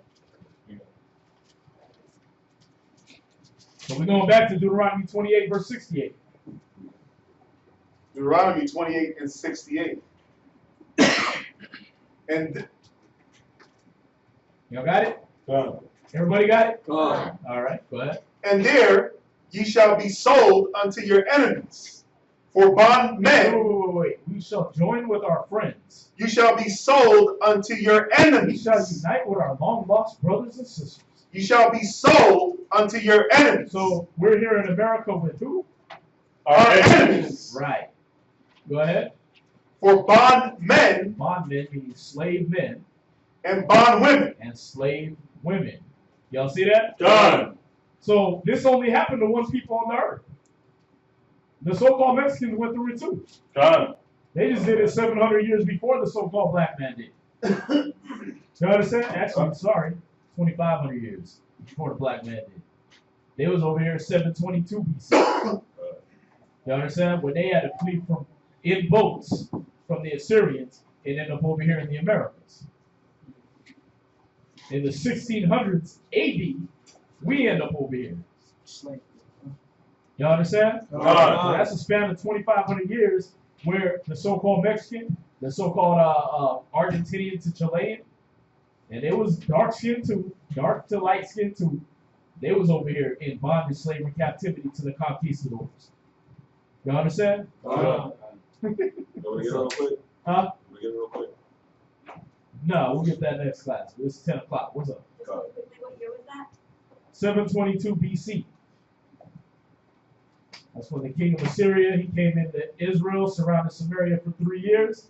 Northern Israel got taken away captive by Shalmaneser, which was the king of Assyria, over Jordan, where they fled by boat down the Euphrates River into the Indian Ocean, into the Pacific Ocean, around the southern tip of Africa, into the Atlantic Ocean, and it took them a year and a half to get to the southern Americas. All right? That's what you read about in 2nd Ezra chapter 13, verse 40. We've gone through that too on the show, but you can just write down what that scripture. 2nd Ezra 13, verse 40.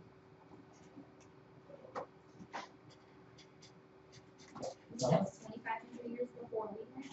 Yeah, roughly. Let's see. Yeah, 16 plus 7.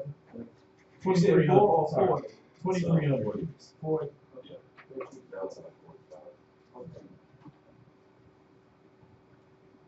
All right, so where you at?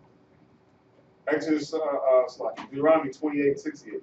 Right, so he said, there you shall be sold to your enemies. So not your friends, not people you need to unite with, not people that's ever going to love you. They're never going to embrace you as part of their society.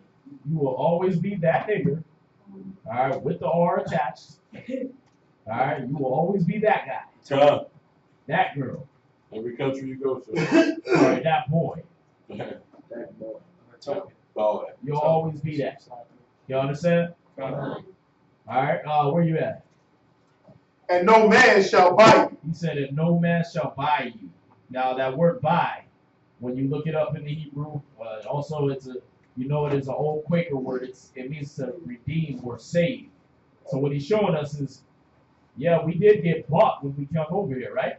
John. That's what Wall Street was about. The original Wall Street was your black ass would line up on the wall with your family, and they was shouting out prices, and your little son was getting parted off to South Carolina, and you was getting sold off to Texas, Right. and your wife was getting sold off to North Carolina, and your whole family was gone like that. You understand? John. So we were bought, but here's the thing: it says, "No man shall save or redeem you." Nobody has saved us from this captivity, man. The Africans didn't come and bring their mighty armies over here to destroy America and take back their African brothers. Right. That ain't never happened. You don't even see Ham picketing us being killed in the street. Yeah. Right. You don't hear none of that on the news. Like, stop killing our brothers. Right? Like, kill them niggas. Right. Yeah. Because they not us. That's why they women don't deal with us, and that's why their men is trying to breed our women out. Right. They're trying to breed us out. Actually, I seen that. Because, see, you think it's a privilege to get a nation. You think it's a privilege to get this Hamite who all he trying to do is get a green card. But they women ain't dealing with you. Right. Nah, they Last time you got a Hamite number. never. They're not dealing with you because they know their history. But see, all we know is twerk music. We know the new Jay-Z lyrics, Kanye new songs. You know Dr. Dre. Yeah, oh. Yeah, every nigga want to be African, but don't know one city in Africa. Except for Egypt. Where's Tanzania? Where's African? Where's the Congo at?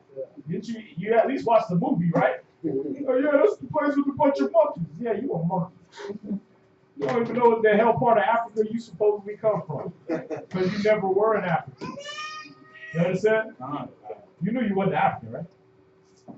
I know the history of life. Well, let's see what the white man knew that they didn't even teach you. Get that at the Zondervan. This book they're about to bring out is called the Zondervan's Pictorial Bible Dictionary. It's a dictionary of the words in the Bible. Now the word Zondervan ain't nothing black about it. So this is not a black power book. Alright, this is some German put this book together. So it's what all the other European nations know that they don't teach you in school. We're gonna go into the man Ham from the Bible. So that scripture said, no man shall buy you, no man is going to redeem you, no man is going to save you. And like I said, if you can find another nation where anybody's not trying to save them, come on, the Indian dude, he got slammed on the pavement by the cops. All of India got in an uproar. All these Arabian countries got in an uproar and made that cop end up quitting his job and have to pay restitution for that. Right? Just for that dude getting that old grandpa getting slammed on the pavement. Y'all see that? Hurry up and do what y'all gonna do, man. Y'all distracted. So we're going to the man. It's the man named Ham. You know Noah had 3 sons, right? When he came off the boat. You with me? I'm sorry. What's your name? Oh, Ken. Ken? Yes. Right. You know Noah. You know about Noah and the flood, right? Yes. When he came off the boat, he had 3 sons: Shem, Ham, and Japheth. Remember how we talked about the sons of God? Right, Noah was one of those sons of God. He was one of the few left. He had 3 sons, Shem, Ham, and Japheth. Shem's lineage is what carried on the son of God trait. You understand? Ham's lineage got cursed. Now, I got a book up here, cost you about $2,600 on Amazon, and it tell you that the Arabs, they used to tell the white man that we were the cursed children of Ham to keep perpetuating slavery, so that the white man would feel okay with putting us in slavery. And that's why the white man was over here teaching that, oh, these are the cursed children of Ham. They're supposed to be servants. You understand? Now, let's see if we were Hamites according to the knowledge they knew, though. Read that. This is John Van Pictorial Bible Dictionary, page 330. The definition of Ham. All right. Ham, the youngest son of Noah, Go ahead. born probably about 96 years before the flood. All right. And one of the 8 persons to live through the flood. Right. He became the progenitor of the dark races. He became the forefather of the dark races. All right. So they're going to list what dark races he was the forefather of. Read that. Not the Negroes. Well, that cuts us out. Well, what dark races was he the father of? But the Egyptians. So the Egyptians were a dark race, not like gods of Egypt and gods and kings will tell you. Right? They were a dark race. All right, go ahead. The Ethiopians. The Ethiopians are a dark race, but they're not Negroes. Go ahead. Libyans. The Libyans are a dark race, but they're not Negroes. Go ahead. And Canaanites. Right, so Muammar Gaddafi was not technically a real Libyan. The Libyans were a dark race, but not Negroes. All right? So he showed you the Libyans, the Ethiopians, the Egyptians. Who else? Ethiopians and Canaanites. The Canaanites, right? These were all dark races, but none of them are Negroes, and the Negroes are not a dark race that sprang out of Ham. So we didn't just come from nowhere, though. We came from Shem. You understand? Right. So you said that other Africans told the white man that the Arabs told the white man that we were the cursed children of Ham. See that? Yeah. And that's what made them okay with selling us off to the white people. Yeah, it's called Lost Tribes and Promised Lands by Ronald Sanders. Like I said, you can try to get it used, it'd be about $300, $350.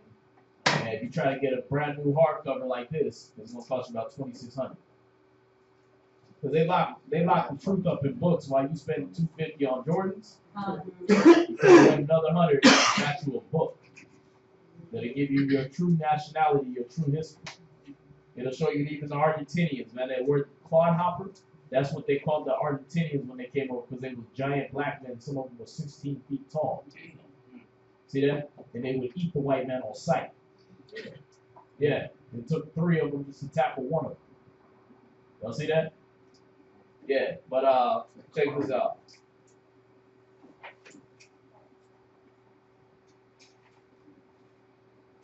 Let's see where it's at.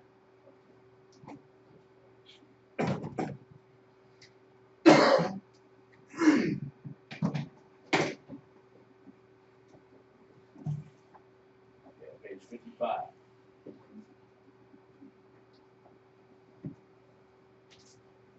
All right, so we got Lost Tribes and Promised Lands, page 55.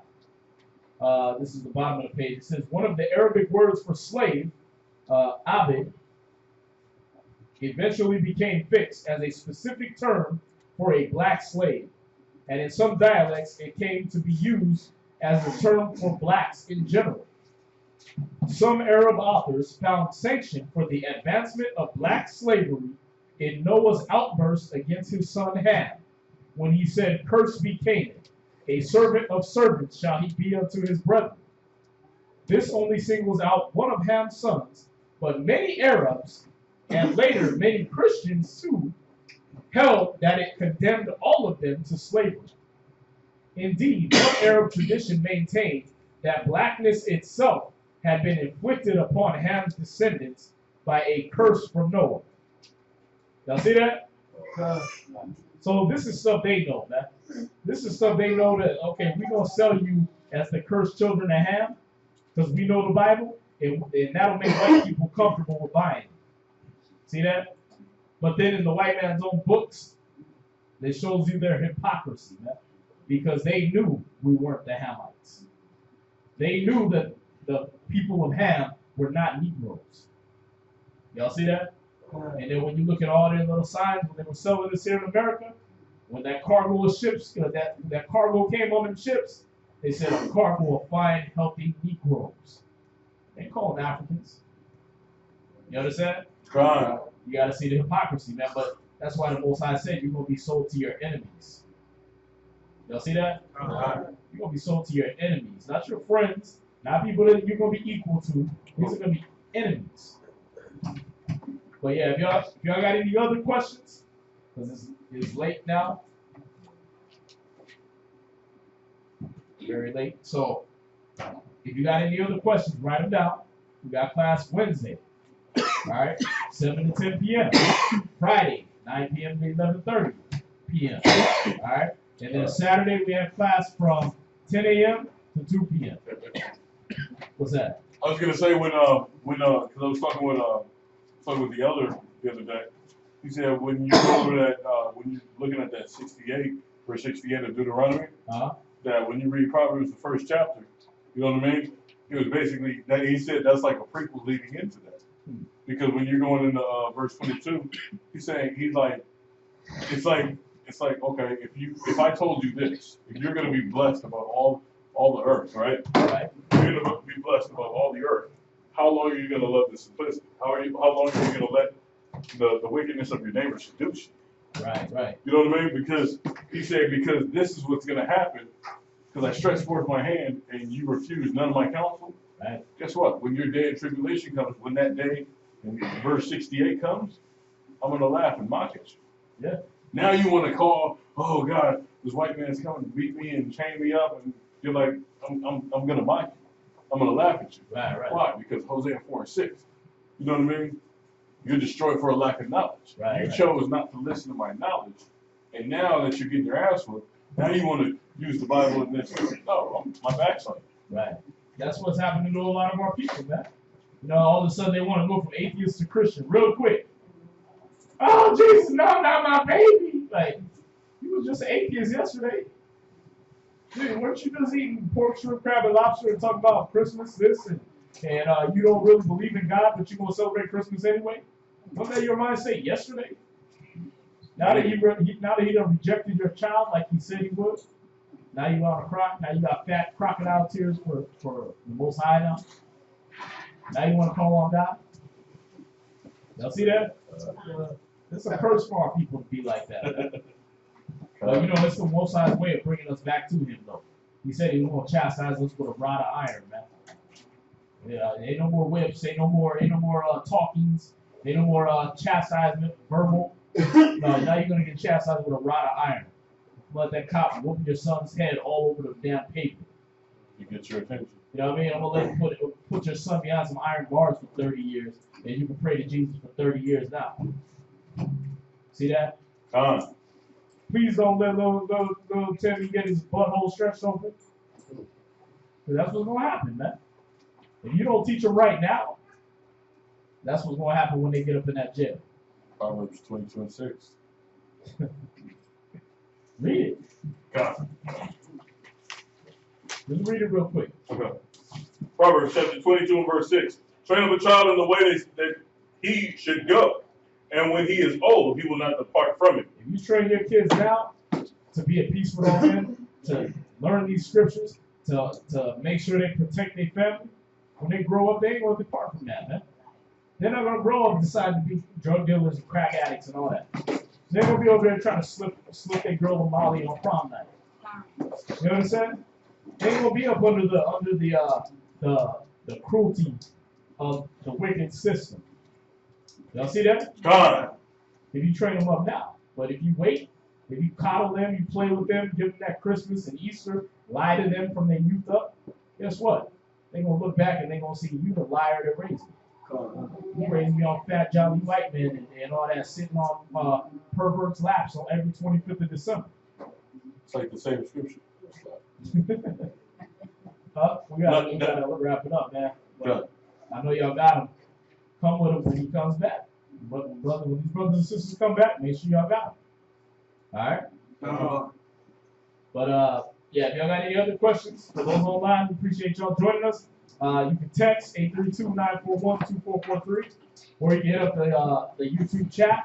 Y'all got Kazaki's number when the teacher's class. You got that number you can text or call, and we'll go ahead and answer your questions according to the Bible.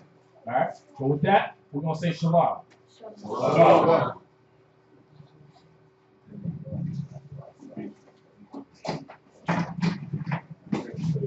Yeah, I hit that.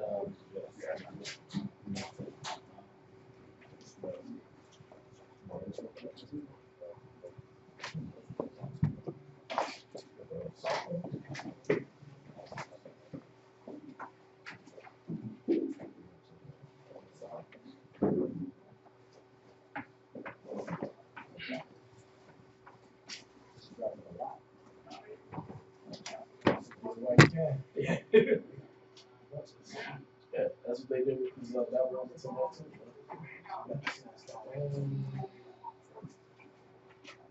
All right, so with that, we're gonna conclude class. I'm gonna say Abadja will put your Hakodama to rise and face the east.